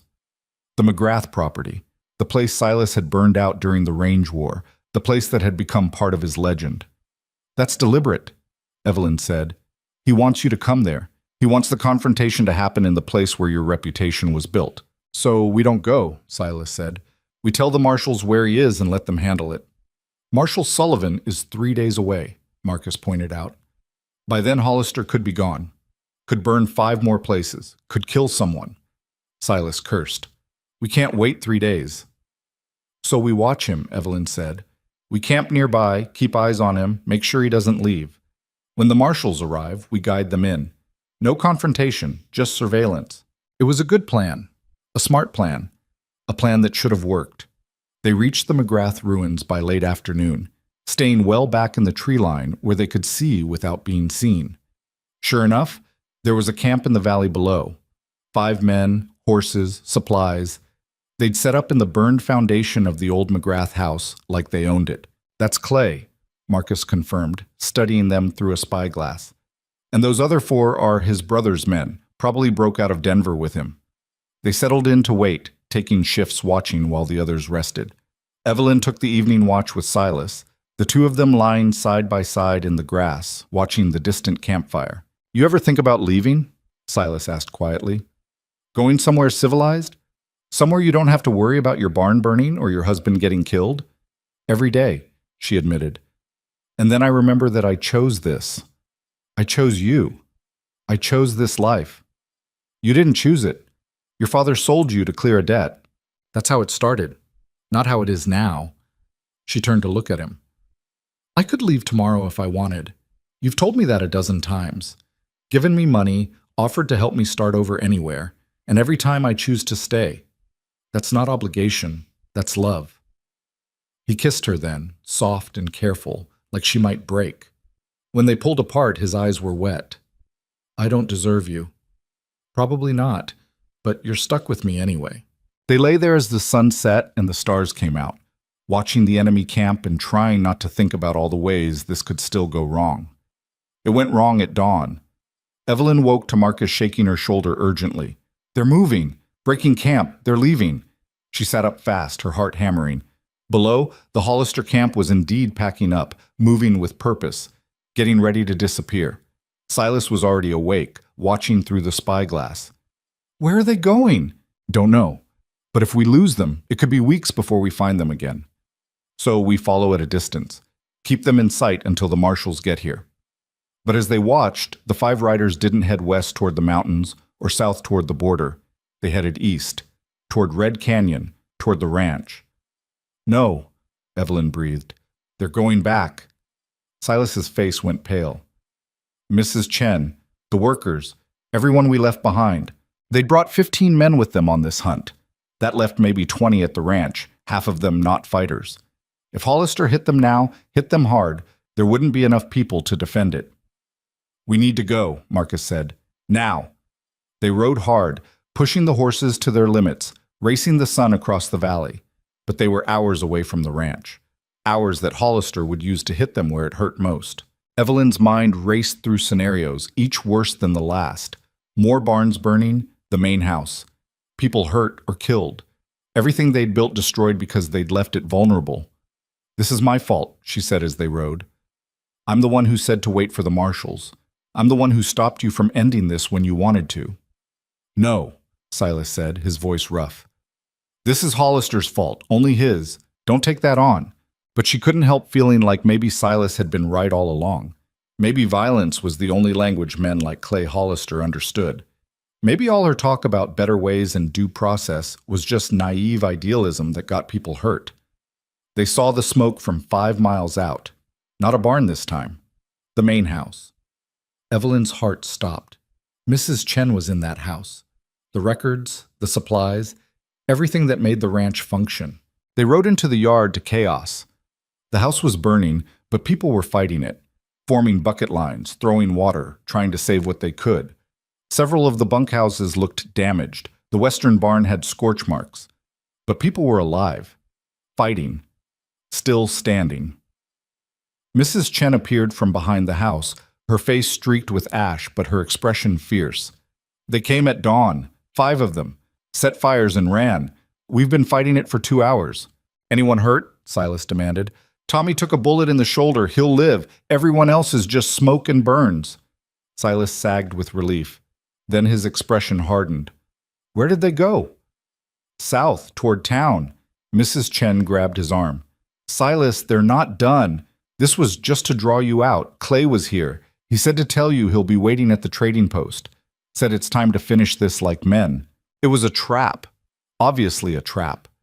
Clay wanted Silas to come after him in anger, without thinking, without planning. Wanted to turn this into a shootout where anything could happen. And Evelyn could see in Silas's face that he was going to do it anyway. No, she said. This is exactly what he wants. I don't care what he wants. Silas, my home is burning, Evelyn. My people are hurt. I'm done playing by rules that don't apply to him. He turned to Marcus. Get everyone armed. We ride to town. We end this. And then what? Evelyn demanded. You shoot Clay in the street? That makes you a murderer. His brother will use it to destroy everything we built. Thomas is already doing that. At least this way Clay won't be around to help. You're not thinking straight. You're reacting exactly how he wants you to react. Maybe that's what it takes. He was already moving toward his horse. Maybe I was wrong to try to be anything other than what I am. She caught him before he could mount. And what are you? The Iron Wolf, the killer, the monster everyone said I was. No. You're the man who chose mercy in that courthouse. The man who built a community instead of an empire. The man I married because I saw something better in him than violence. That man can't protect you. That man already has, multiple times, by being smart instead of brutal. They were shouting now, right there in the yard with everyone watching. Silas's men shifting uncomfortably, not sure whose side to take. I can't lose you, Silas said, and his voice cracked. I can't watch everything burn and do nothing. That's not who I am. Then don't do nothing. Do something smart. Do something that doesn't end with you dead or arrested or proving every terrible thing anyone ever said about you. What do you want from me, Evelyn? Tell me how to protect everyone without fighting back. I want you to let me help. I want you to trust that we can outthink him instead of outgun him. She grabbed his face, made him look at her. Clay wants you angry, wants you stupid, wants you to ride into town and make this about violence so he can claim self-defense when he kills you. Don't give him that. So what do? We go to town, but we don't go for a fight. We go to end this the way we ended it before, publicly, legally, with witnesses and truth instead of bullets. Marcus spoke up. Town will be full of people on market day. If we time it right, bring the right evidence, we can make Clay the villain in front of everyone. And if he starts shooting anyway? Silas asked. Then we defend ourselves, Evelyn said. But we don't fire first. We don't give him the excuse to call us the aggressors. Silas looked at his burning house, at his injured workers, at the destruction surrounding them. Every part of him clearly wanted to say no, wanted to ride to town and settle this with violence. Instead, he said, you get one chance. We do it your way. But if it goes wrong, if people get hurt because we're being careful, we finish this my way. Agreed? Agreed. They rode to town with 20 men, all armed but with weapons holstered. Not looking for a fight, but ready for one. The tension was thick enough to choke on. The trading post was in the center of town, a large building that served as general store, post office, and meeting hall. Market day meant the streets were crowded, families shopping, traders selling, the normal chaos of frontier commerce. And standing in the middle of it, bold as brass, was Clay Hollister. He saw them coming and smiled, the kind of smile that made Evelyn's skin crawl. Granger, he called out loud enough for the whole street to hear. Heard you've been looking for me. Silas reined his horse to a stop 20 feet away. Didn't dismount, didn't reach for his weapon, just sat there, stone-faced. You're under arrest for arson, destruction of property, and attempted murder, Silas said, his voice carried across the street. Federal marshals are on their way. You can come quietly or make this harder. Clay laughed. Federal marshals? You mean the ones my brother will have dismissed? The ones who won't believe a word you say? He spread his arms. I'm standing right here, Granger. You want to arrest me? Come try. His 4 men fanned out behind him, hands hovering near their guns. The crowd was watching now. The whole town, frozen in place, waiting to see what would happen. Evelyn dismounted slowly, walked forward until she was standing between Silas and Clay. Everyone here knows what you did, she said, not shouting but letting her voice carry. You burned the Granger ranch. You've been terrorizing homesteaders for months. You escaped from federal custody and killed a guard doing it. Prove it, Clay sneered. We can. She pulled out papers from her coat. Witness statements from 6 different families about your attacks. Evidence that you were at each location. And testimony from your own men who were captured after the range war. Men who are willing to testify against you for reduced sentences. Clay's smile faltered. That's fake. All of it. Then you won't mind waiting for the marshals to arrive so we can sort it out properly. In front of a judge, a real judge, not your brother. I'm not waiting for anything. His hand moved toward his gun. I came here to finish what should have ended years ago, to kill the man who destroyed my brother and stole what should have been ours. Silas didn't steal anything, Evelyn said. He protected water that belonged to everyone. He stopped you from creating a monopoly, and now you're proving exactly why he was right to do it. The crowd was murmuring now, people looking at Clay with new eyes, seeing him not as the victim of the Iron Wolf's aggression, but as exactly what he was, a criminal trying to dress up revenge as justice. Don't matter what these people think, Clay said, but his voice had lost some of its confidence. It matters to me, said a voice from the crowd. A man stepped forward, Henderson, whose family Silas had saved from the fire. It matters because my kids are alive because of Silas Granger, while you were setting fires and calling it justice. Me too, said another voice. Mrs. Williams. My daughter wouldn't be here if not for him. More voices. More people stepping forward. The families from the trial in Cheyenne, the homesteaders whose water Silas had protected, the workers from his ranch. One by one they surrounded Clay Hollister, not threatening, just present, witnesses refusing to be silent. This is insane, Clay spat. You're all so scared of him you'll lie to protect him. We're not lying, Henderson said. We're telling the truth you don't want anyone to hear.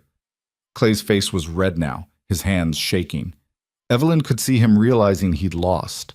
That public opinion had turned against him, that whatever happened next, he wouldn't be able to spin it as justified revenge. That's when he drew his gun. Fast, faster than Evelyn expected, pointing it not at Silas but at her. You did this, Clay said, his voice shaking. You turned everyone against us. You made him weak. You destroyed my family. Time seemed to slow. Evelyn saw Silas moving, reaching for his weapon, saw Marcus and the other men doing the same, saw the crowd scattering. But she didn't move, just stood there, staring at Clay Hollister, refusing to give him the satisfaction of seeing her afraid. Shoot me, she said quietly. Do it in front of all these witnesses. Prove you're exactly what we said you are. A murderer who blames everyone else for his own failures. Clay's hand shook harder, his finger on the trigger. One squeeze and she'd be dead. Evelyn, move, Silas's voice raw with fear. She didn't move. Do it, she said to Clay, or put the gun down and face justice like a man instead of a coward. For a long moment, nothing happened. The world held its breath. Then Clay screamed, wordless, furious, defeated, and swung the gun toward Silas instead. The shot that rang out came from Silas's pistol. Single shot, center mass, dropping Clay before he could fire. The other 4 Hollister men reached for their weapons. Marcus and the ranch hands drew faster, 4 more shots echoing across the street. Then silence. Clay Hollister lay in the dirt, bleeding out, his gun unfired beside him. His men were down, wounded, or dead. And Silas was standing in his saddle, weapons still raised, his face absolutely empty of everything except the mechanical purpose of survival. Evelyn walked over to Clay. He was still breathing, barely. His eyes found hers. You destroyed everything, he gasped. No, she said softly. You did that yourself. She turned away as he died. The crowd stood frozen, shocked into silence. Then Henderson spoke up. He drew first. We all saw it. He was going to kill Mrs. Granger. That's right, said Mrs. Williams. Self-defense, clear as day. One by one, the witnesses confirmed it. Clay Hollister had drawn first, threatened an unarmed woman, tried to murder Silas Granger. What happened next was justified. Marshal Sullivan arrived 3 hours later, riding hard from Denver. He took statements, examined the scene, listened to 24 consistent accounts. Self-defense, he confirmed. Clear cut, no charges. He looked at Silas. You did the right thing. Waited for him to make the move. Protected your wife. Could have been worse. Could have been better, Silas said quietly. They rode back to the ranch in silence, the weight of what happened sitting heavy on everyone. 4 men dead in the street. However justified, however necessary, it was still death. At the ranch, they found that the fire crews had saved most of the main house. Structural damage, but repairable. The barns could be rebuilt. Tommy would recover from his shoulder wound. They'd survived. That night, Evelyn and Silas sat on what was left of the porch, looking out at the valley in the moonlight. The smell of smoke still hung in the air. I killed him, Silas said. I tried not to. Tried to do it your way. But in the end, I killed him. You saved my life, Evelyn corrected. There's a difference. Is there? Because it feels the same, like I'm still that man everyone said I was. Like violence is the only answer I know. You waited. You tried every other option first. You only fired when he gave you no choice. That's not the same as riding in with guns blazing. 3 inches different. He pointed his gun at you. I had no choice. He'd pointed it at me. Maybe I could have talked him down. Silas's voice was hollow. I'll never know. Stop, Evelyn said firmly. Stop looking for ways this could have gone different. Clay Hollister made his choices. Every step of the way, he chose violence. You chose to give him chances. That matters. Does it? He's still dead. And we're still alive. And 50 families aren't going to be terrorized anymore. And maybe, just maybe, this is the last time you have to make this choice. Silas looked at her. You really believe that? I have to. Otherwise, what's the point of any of this? He pulled her close, and they sat there in the ruins of their temporary peace, holding on to each other like anchors in a storm. The next morning, they started rebuilding. The rebuilding started with Tommy's mother arriving at dawn, carrying a basket of bread and a fury that made grown men step back.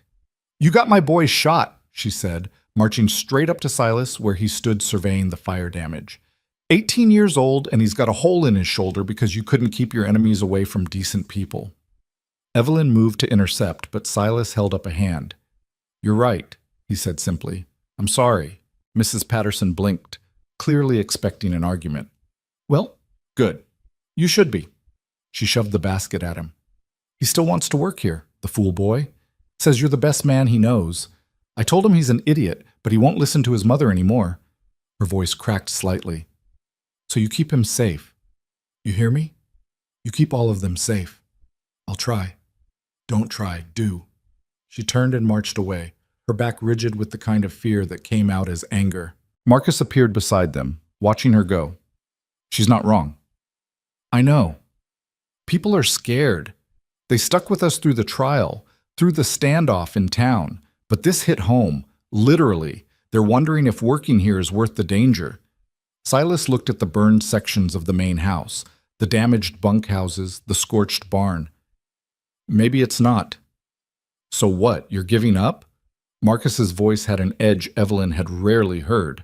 I'm being realistic. As long as I'm here, there's a target on this place. Maybe everyone would be safer if what?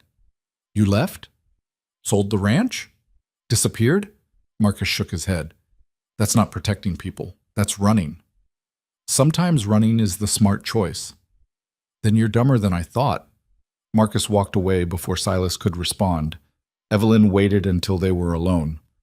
He's right, you know. About which part? All of it. People are scared, but they're still here. They're still choosing to stand with you. She gestured at the yard where workers were already starting to clear debris, salvage what could be saved. You don't get to make their choices for them. Even if those choices get them hurt? Even then. That's what freedom means. They know the risks and they're staying anyway. Silas was quiet for a long time, watching his people work. Then he picked up a shovel and joined them. The next week was a blur of physical labor that left everyone too exhausted to think about what had happened in town. They cleared the burned sections, hauled away destroyed timber, started framing new structures. Neighbors showed up unannounced to help. The Henderson family, the Martinez crew, even some townspeople who'd never been friendly before. "Heard you could use extra hands," Henderson said, carrying lumber like it weighed nothing. "Figure we owe you." "You don't owe me anything. That's not how community works. You helped us when we needed it. Now we help you." He set down the lumber and looked Silas in the eye. "Besides, what happened in town? That wasn't your fault. Everyone knows it.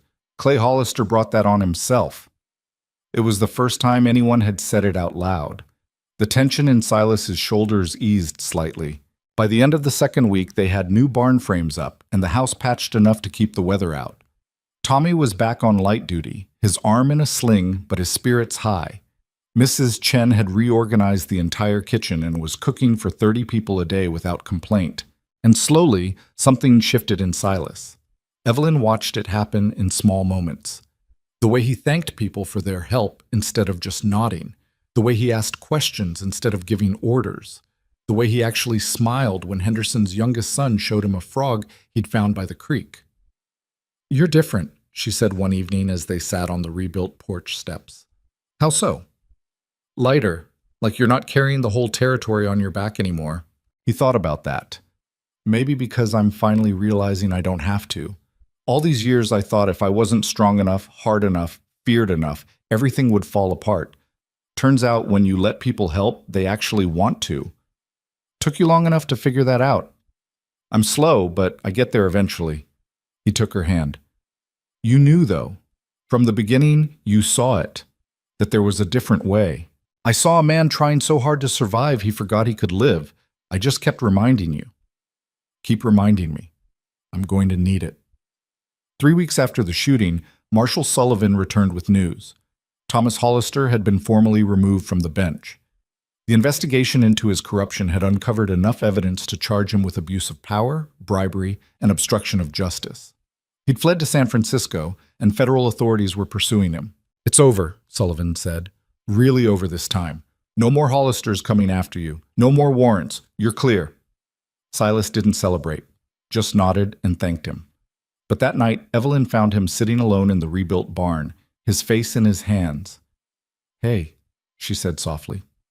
"You all right?" "I don't know what to do now." "What do you mean?" "For 6 years, my whole life has been about surviving, about protecting what's mine from people trying to take it. And now there's no one left to fight, no enemies at the gate, just life." He looked up at her. "I don't know how to do that.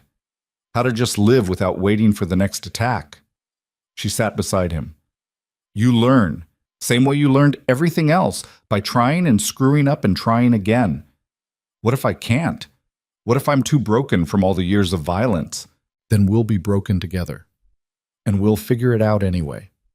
He pulled her close, holding on like she was the only solid thing in a world that kept shifting under his feet. The spring planting season brought its own challenges. They were behind schedule because of the fire, which meant longer days and harder work for everyone. But the community that had formed during the rebuilding stayed. People helped each other get crops in the ground, shared equipment, traded labor. Evelyn found herself becoming the unofficial coordinator of it all.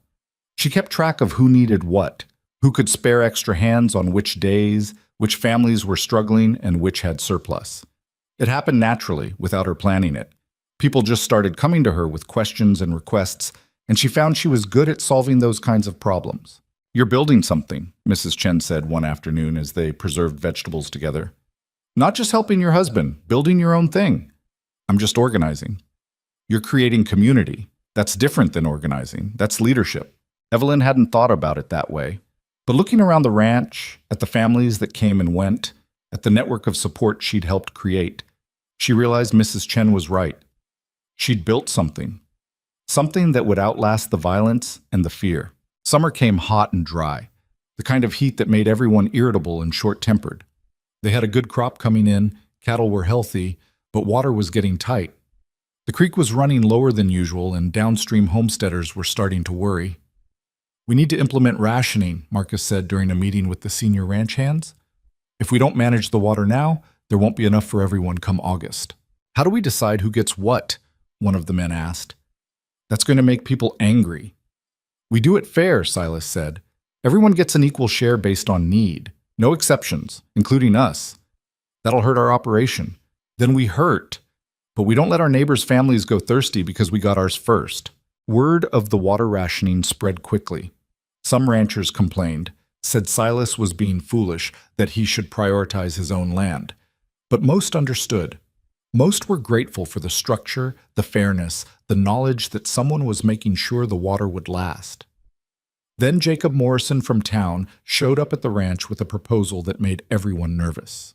"Couple of businessmen from Denver want to buy water rights," he explained, sitting in the main room with Silas and Evelyn. "They're offering serious money, enough to set you up for life. They'd build cisterns, manage distribution, take the whole burden off you, and charge people for water that's been free," Silas said flatly. "Well, yes, that's how business works, but they'd be fair about it. Reasonable rates." "No, Silas, think about this. You've spent years protecting that creek. Years of conflict and violence. Here's your chance to cash out. Let someone else worry about it.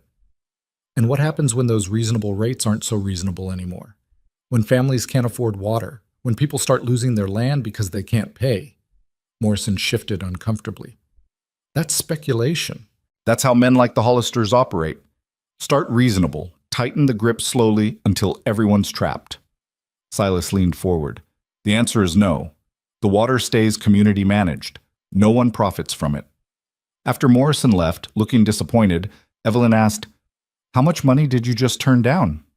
"Enough to retire. Build a mansion in Denver. Never work another day." "Any regrets?" "Not even a little." He pulled her into his lap. "Money's just money. What we've got here, this community, these people depending on us, the trust we've built, that's worth more than any amount some Denver businessmen could offer." "You're getting soft in your old age." 32 isn't old. You act 50 sometimes. That's called being responsible. That's called being in love and trying to impress your wife." He smiled, that real smile that still surprised her every time. "Is it working?" "Maybe a little." By late summer, the ranch had transformed into something neither of them had quite planned. It wasn't just a cattle operation anymore. It was a hub. Families came for advice on water management, crop rotation, dealing with predators. Evelyn held informal meetings for the ranch wives, teaching them accounting and helping them organize buying cooperatives to get better prices on supplies. The main house became a gathering place. Sunday dinners that started with just ranch workers expanded to include neighbors, then more neighbors, until they had 30 people eating together regularly. Stories were told, plans were made, children played in the yard while adults talked. "We're accidentally building a town," Marcus observed one evening. "It's not a town," Silas said. "It's just people helping each other. That's what a town is." Evelyn laughed. "He's right. We've got community meals, water management, cooperative buying, dispute resolution. We're basically the unofficial government of Red Canyon at this point." "That's terrifying." "That's what happens when you're actually good at something and people trust you." She squeezed his hand. "You wanted to be more than the Iron Wolf. Congratulations. You're now the man everyone comes to for help." "I don't know how to be that person." "You're already being him. You just haven't noticed." The first real test of their new community came in September when a dispute erupted between the Johnson and Martinez families over boundary lines. Both claimed the same strip of land, both had filed stakes, both were convinced they were right. "We need you to settle it," Johnson said, standing in the yard looking exhausted and frustrated. "Everyone respects your judgment. You say who's right, we'll accept it." Silas looked uncomfortable. "I'm not a judge, I'm just a rancher." "You're the man who kept this territory from destroying itself," Martinez said. "If you won't help us, this turns into a fight, and neither of us wants that." Evelyn watched Silas struggle with it. This was exactly the kind of authority he'd spent years trying to avoid, the kind that made him responsible for other people's problems. But it was also the kind that came with trust instead of fear. People weren't asking him to shoot someone. They were asking him to be fair. "All right," Silas said finally. But we do this proper. Both of you bring your documents, your witnesses, everything. We'll review it all and make a decision based on facts, not who's louder. They set up the review in the main room, with Evelyn, Marcus, and two other respected ranchers as a panel. It took 3 hours of reviewing dusty property records, hearing conflicting accounts, and examining the actual land in question. In the end, they determined the Martinez family had filed first, but the Johnson family had improved the land. The fair solution was to split the disputed strip, with each family getting half. Neither family was completely happy, but both accepted it, because it was fair, and because they trusted the process. "You just became a mediator," Evelyn said after they left. "That was exhausting. That was you being exactly what this territory needs. Someone who can help people solve problems without violence. I liked it better when I just shot problems." "Liar. You're proud of yourself for finding a solution that kept everyone safe." He smiled slightly. "Maybe a little." Word spread about the mediation. Other disputes started coming to them. Families arguing about water usage, ranchers disagreeing about cattle that had mixed herds, workers wanting fair resolution to wage disagreements. Silas handled each one with the same careful attention to fairness. Sometimes Evelyn helped, sometimes Marcus did. It became a thing people knew about. If you had a problem in Red Canyon and wanted it resolved without bloodshed, you went to the Granger Ranch. "You're creating peace," Mrs. Chen told Evelyn one afternoon. "Real peace, not just absence of war. You're giving people a way to solve conflicts that doesn't involve guns." "Silas is doing that. I'm just helping." "You're doing it together. That's how it works. He's the strength everyone respects. You're the wisdom everyone trusts. Together, you're building something that will last long after both of you are gone." October brought an early frost that had everyone scrambling to protect late crops. The community response was immediate, families helping neighbors harvest before the freeze, sharing storage space, distributing preserved food to ensure everyone had enough for winter. During one of the massive harvest efforts, Henderson's oldest son approached Silas. The kid was maybe 17, gangly and serious. "Mr. Granger, can I ask you something? How do you stop being scared all the time?" Silas looked at him in surprise. "What?" "Everyone talks about how brave you are, how you faced down the Hollisters, survived the range war, built all this. But I'm scared of everything, scared of making mistakes, scared of not being strong enough, scared of letting people down. How do you get past that?" Silas was quiet for a long moment. Then he said, "I don't." The kid blinked. "What?" "I'm scared all the time. Every day. Scared I'll fail, scared I'll let people down, scared something will happen to my wife or my workers. Being brave doesn't mean not being scared. It means doing what needs to be done even though you're terrified." "Really? Really? You think I wasn't scared when Clay Hollister pointed a gun at Evelyn? I was so scared I could barely breathe, but I still did what I had to do because people were depending on me. That's all bravery is, showing up when you're scared." The kid thought about that. "That actually makes me feel better. I thought there was something wrong with me." "Nothing wrong with you. You're just human. We're all just humans trying to do our best." After he left, Evelyn, who'd been listening nearby, said, "That was good advice. It was true advice. I'm tired of pretending to be fearless. That's what the Iron Wolf did. That's not who I am anymore." "Who are you now?" He looked around at the bustling harvest, at families working together, at the community they'd built. "I'm just a man trying to do right by the people who trust him. That's all I've ever wanted to be." Winter came early and hard, but this time they were ready. Food was stored, livestock were protected, families were prepared. The Sunday dinners continued even in the coldest weather, with people traveling through snow to maintain the community they'd built. On the first truly bitter night of the season, Evelyn stood at the window watching snow fall in heavy curtains. Behind her, the house was full of laughter and conversation from the evening's gathering. Silas came up behind her, wrapped his arms around her waist. "What are you thinking?" "That I was supposed to be a prisoner here, a girl sold to clear her family's debt, and somehow I ended up being freer than I've ever been." "You were never a prisoner. I know that now. But remember that first night, when you told me I had my own room, that I could leave whenever I wanted? I thought you were lying. I thought it was some kind of trap." "What changed your mind?" "Everything. You changed my mind. This place changed my mind. Learning that strength doesn't have to mean violence. That power can be used to protect instead of control. She turned in his arms. You gave me freedom by never trying to take it away. You gave me something better. You gave me a reason to be better than I was.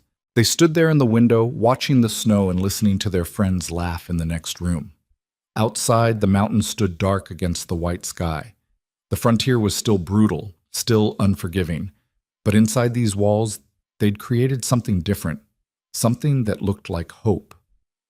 The next morning, Evelyn found a letter had arrived from her family. Her father's handwriting, shaky but readable. She read it by the fire while Silas worked on accounts at the desk. Her mother was doing better. Her brothers were grown now, working the homestead successfully. The debt was long paid, the land was producing again. They were surviving. They want to visit in the spring, she said, looking up from the letter. Do you want them to? I think so. It's been almost 2 years. They should see what we've built here, see that their sacrifice wasn't for nothing. It was never for nothing. You saved them. We saved each other. She folded the letter carefully. My father sold me to the Iron Wolf because he had no other choice. I wonder what he'll think when he meets the man I actually married. Probably be disappointed.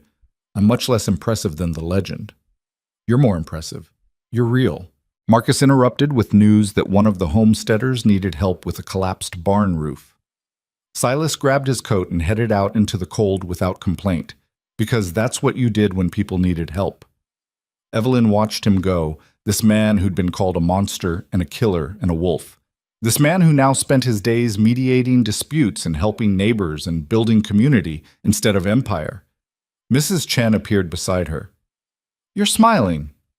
I am? Like someone who's exactly where they're supposed to be. Maybe I am. Evelyn turned from the window.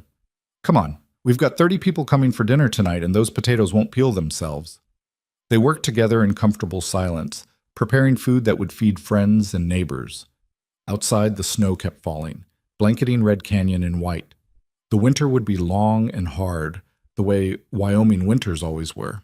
But inside the Granger ranch, there was warmth and laughter, and the kind of peace that came from knowing you'd survived the worst and built something worth keeping.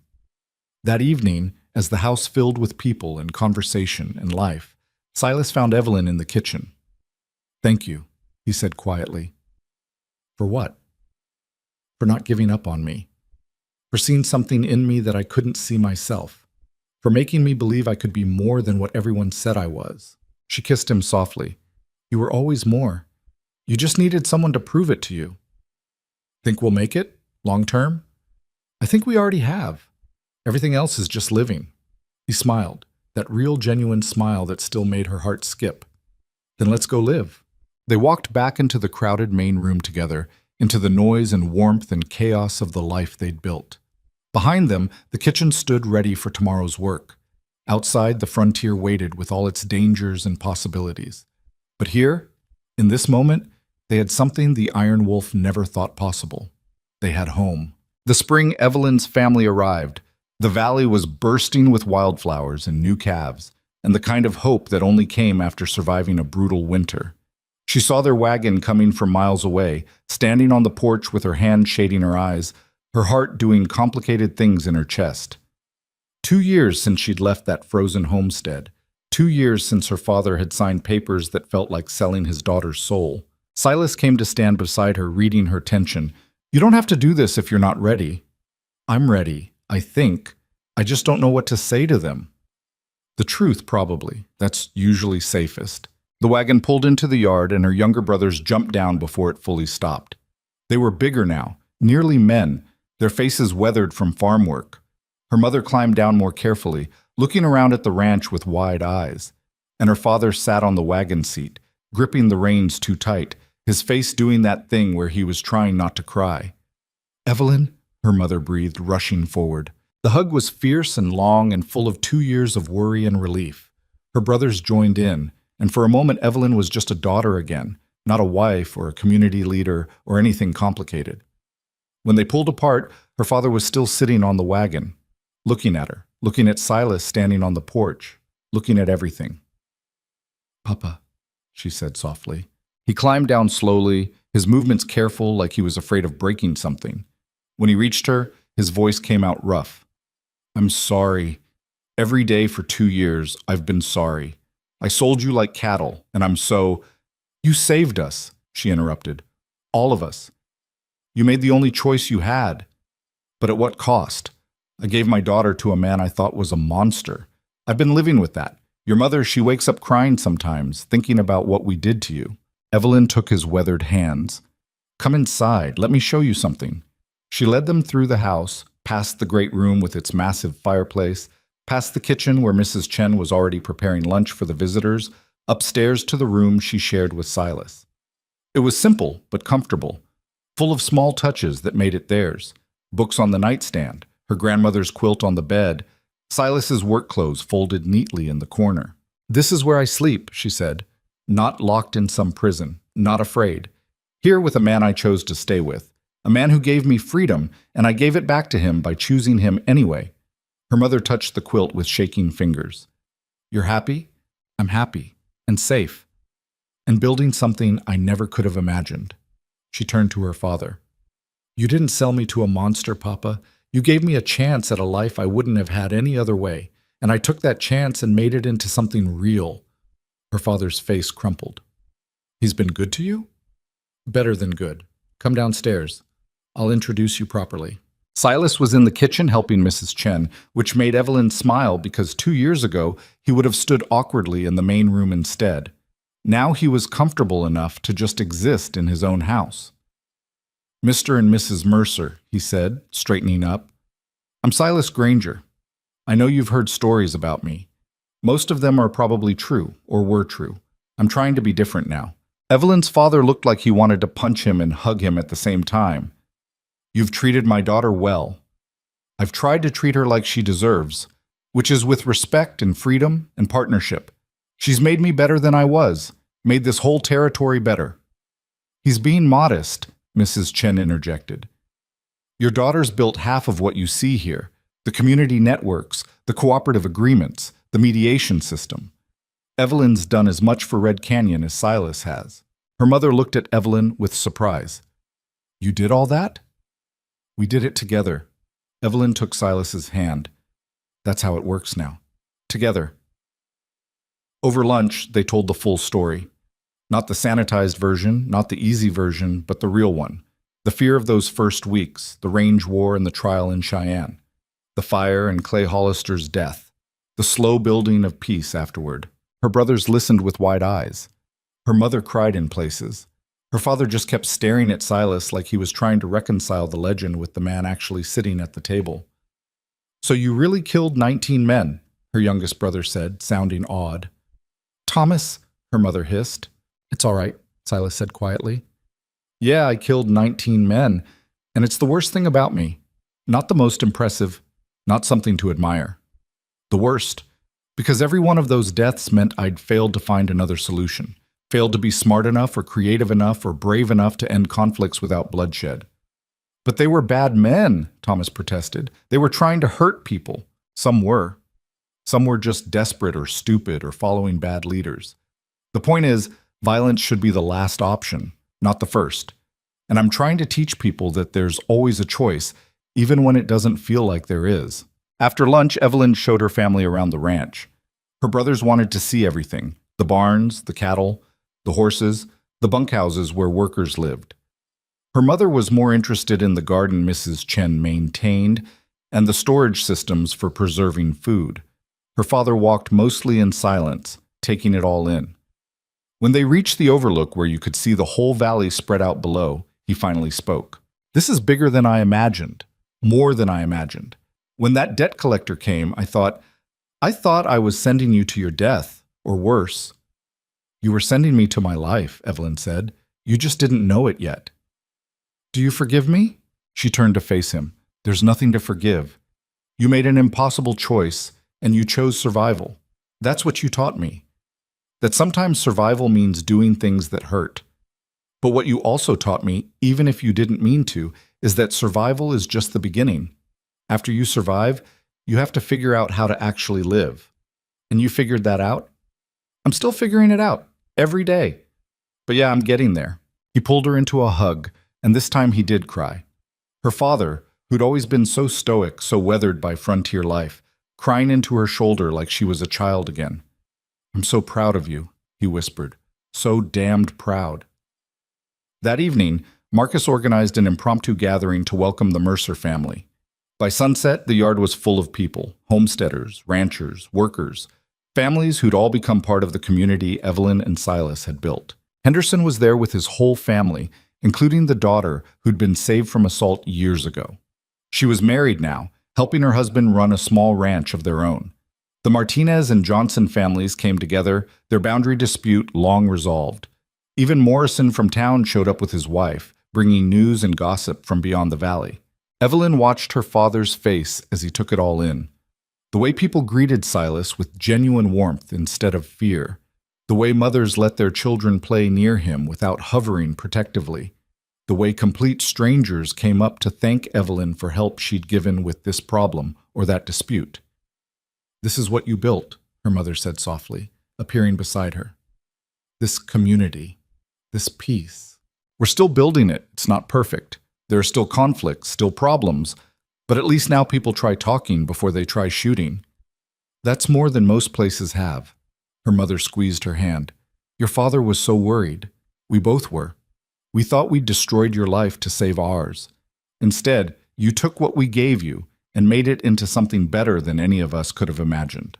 Marcus called for attention, raising a cup. "To the Mercer family, whose sacrifice 2 years ago brought us the woman who'd end up teaching us all that strength isn't about fear, it's about trust." People cheered and drank. Evelyn felt her face flush.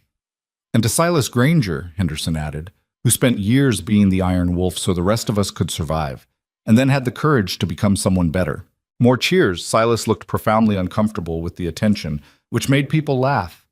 "Speech," someone called out. "I don't make speeches," Silas said. "You do now," Marcus said, grinning. "You're our unofficial leader. Leaders make speeches." Silas looked at Evelyn helplessly. She just smiled and nodded. He stood reluctantly, cleared his throat. "All right. 2 years ago, I thought strength meant being hard, being feared, being the man who scared away threats through reputation alone. And I was good at it, too good. I became exactly what people expected, a monster who solved problems with violence." The crowd was silent now, listening.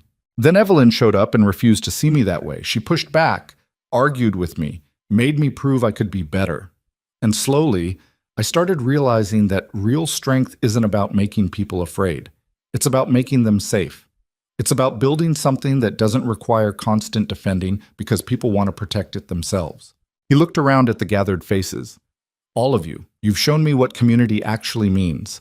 It's not about following a strong leader. It's about being strong together, about helping each other survive and then helping each other live.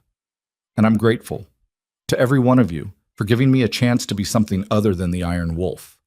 "You'll always be the Iron Wolf," Tommy called out, his arms still in a sling. "Just a different kind, the kind that protects instead of destroys." People agreed, raising cups and glasses.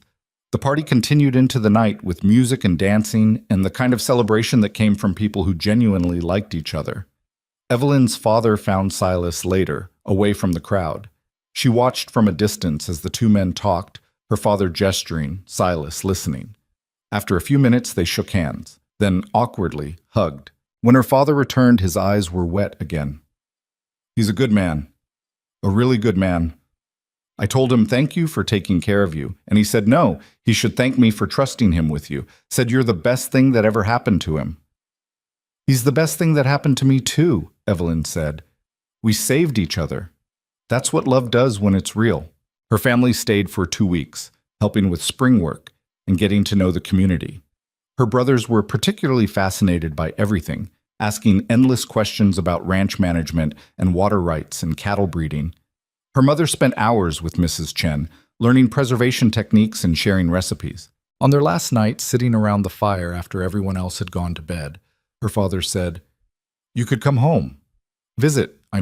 See the homestead. It's doing well now because of what you did, because you saved us." "I will visit," Evelyn promised. "But this is home now. This ranch, this valley, these people. Silas is my home." "I know, I can see it." He stared into the fire. "I just needed to know you weren't staying out of obligation. That you're here because you want to be. I'm here because I can't imagine being anywhere else. They left the next morning, the wagon loaded with supplies and gifts from the community. Her mother cried. Her brothers promised to visit again in the fall. Her father held her for a long time. Be happy, he whispered. That's all I ever wanted for you. I am, Papa. Finally, I really am. After they left, Evelyn stood in the yard watching the wagon disappear into the distance. Silas came up behind her, wrapped his arms around her waist. You all right? Better than all right. They got to see what we built, see that their sacrifice meant something. She leaned back against him. Now they can stop feeling guilty and just live their lives. Like we're doing? Exactly like we're doing. Summer brought new challenges. A drought that tested their water management systems, a dispute between ranchers that required 3 mediation sessions to resolve, a wildfire in the mountains that had everyone working together to protect properties. But for each challenge, the community responded. Not with fear or every man for himself panic, but with cooperation and mutual support. The networks Evelyn had built held strong. The trust Silas had earned paid dividends in people working together instead of against each other.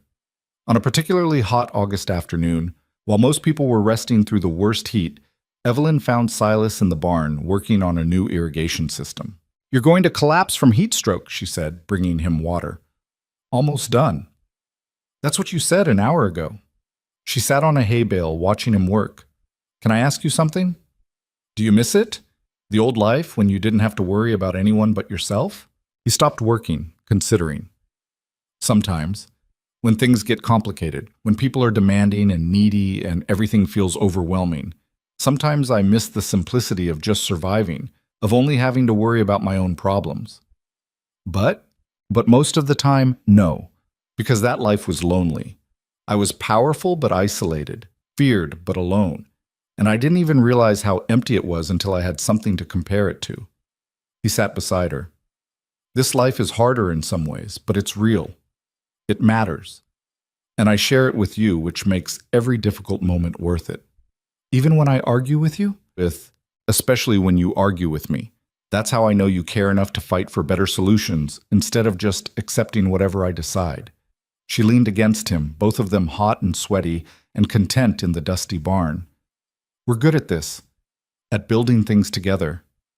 We are. Maybe that's what marriage is supposed to be. Not one person rescuing the other, but both people building something neither could build alone. When did you get so wise? When I married someone smarter than me and started actually listening. Fall arrived with that particular golden light that made the whole valley look painted. The harvest was good despite the drought, not spectacular but enough. Cattle were healthy, the community was stable. Life had found a rhythm that felt sustainable. One evening in late September, Evelyn realized she'd been feeling off for weeks. Tired, nauseous in the mornings, her body doing strange things she couldn't quite explain. Mrs. Chen noticed before she did. You're pregnant, the older woman said matter-of-factly while they were cooking. Evelyn dropped the spoon she was holding. What? Pregnant. Maybe 2 months, I'd guess. Haven't you noticed? I thought I was just, I don't know, stressed, tired from the summer work? You're tired because you're growing a human, Mrs. Chen smiled. Does Silas know? I didn't know until 30 seconds ago. Well, you should probably tell him. Men get nervous if you wait too long. Evelyn found him that evening on the porch, watching the sunset paint the mountains in impossible colors. She sat beside him, trying to figure out how to say it. Something's wrong, he said immediately. You've got that face. Nothing's wrong. Something's different. Different how? She took his hand, placed it on her still flat stomach. Different like we're going to need to build another room. He stared at her. You mean, I'm pregnant. We're going to have a baby. His expression went through about 15 emotions in 3 seconds. Shock, fear, joy, terror, wonder, back to fear. Are you sure? Mrs. Chen's sure. And now that she said it, I'm sure too. All the signs are there. I just wasn't paying attention. We're having a baby. He said it like he was testing the words. A child. Our child. You all right? You look pale. I don't know how to be a father. My own parents died when I was 12. I don't have any model for this. She squeezed his hand. Then we'll figure it out together. Same way we've figured out everything else. What if I'm terrible at it? What if I pass on all the violence, all the hardness? You won't, because you're not that person anymore. You're the man who mediates disputes and builds community and helps neighbors. That's who our child will know. Not the Iron Wolf, just their father, who's trying his best. He pulled her close, his face pressed against her hair. I'm terrified. Me too, but also excited and hopeful and ready to see what we can build next. They sat there as the sun finished setting, holding each other and trying to imagine the future. A child. Their child. Running through the valley, growing up in a community built on trust instead of fear, learning that strength came from helping others instead of dominating them. Winter that year was mild, which everyone took as a good sign. Evelyn's pregnancy progressed without complications, though she got irritated with how much everyone tried to baby her. I'm pregnant, not dying, she snapped at Marcus when he tried to carry her basket. I can lift 30 pounds. Silas said, Silas is being overprotective. I'm fine. But secretly she loved how careful Silas was being, how he'd rub her feet when they ached, bring her tea when she was nauseous, read to her in the evenings when she was too tired to hold a book herself. You're going to be a good father, she told him one night. You keep saying that, because you keep doubting it. But I see how you are with the children who come through here. Patient, kind, actually listening to them instead of just dismissing them. That's what being a good parent is.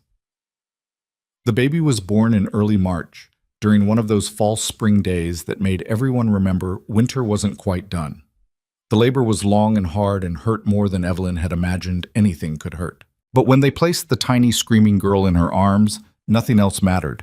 She's perfect, Silas whispered, touching one tiny hand with his rough finger. She's loud, Evelyn said, laughing and crying at the same time. Takes after her father. I'm not loud.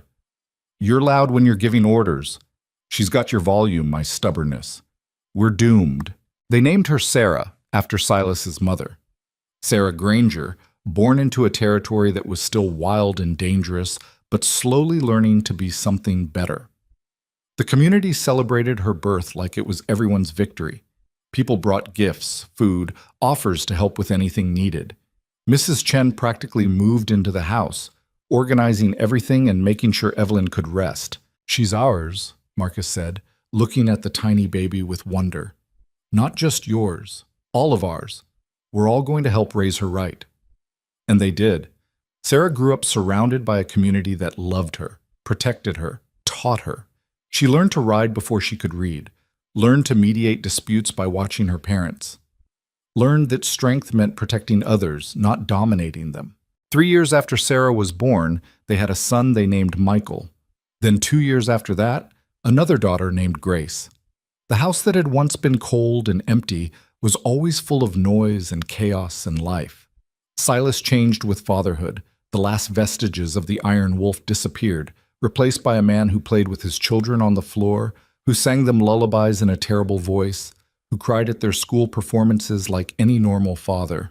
You're soft now, Marcus teased him once, watching Silas braid Sarah's hair before school. I'm happy, Silas corrected. There's a difference.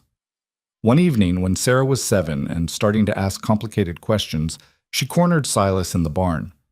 Papa, did you really kill people? He froze, the curry brush still on the horse's flank. Where did you hear that? Tommy's little brother. He said you used to be a killer, the Iron Wolf. He said you were the scariest man in the territory. Silas set down the brush, knelt to her level. Yeah, I killed people. When I was younger, before you were born, I did things I'm not proud of. Why? Because I thought that was the only way to survive, to protect what was mine. I thought being scary kept me safe. Did it work? For a while, but it also made me lonely and angry and turned me into someone I didn't want to be. Then your mother showed up and taught me there was a better way. Sarah thought about this seriously. So you changed. I'm still changing, every day. That's the thing about being human. You're never done growing, never done learning. You just keep trying to be better than you were yesterday. Am I going to have to kill people when I grow up? I hope not, sweetheart. I hope by the time you're grown, this territory will be peaceful enough that violence isn't necessary. That's what we're working toward. That's why we build community and solve problems with talking instead of shooting. Good. I don't want to kill anyone. I want to be like you and Mama, building things and helping people. He pulled her into a hug. Then that's what you'll be, and you'll be better at it than we ever were. The years passed. The ranch prospered. The community grew stronger, more interconnected, more resilient. Other territories heard about Red Canyon and how it had transformed from a violent frontier into a model of cooperative living. People came to study their water management system, their mediation process, their community structures. Silas and Evelyn found themselves becoming unofficial advisors to other settlements struggling with similar problems. They traveled sometimes, sharing what they'd learned, helping others build the same kind of peace they'd fought so hard to create. On their 10th anniversary, sitting on the porch watching their children play in the yard, Evelyn said, "We did it. Everything we hoped for.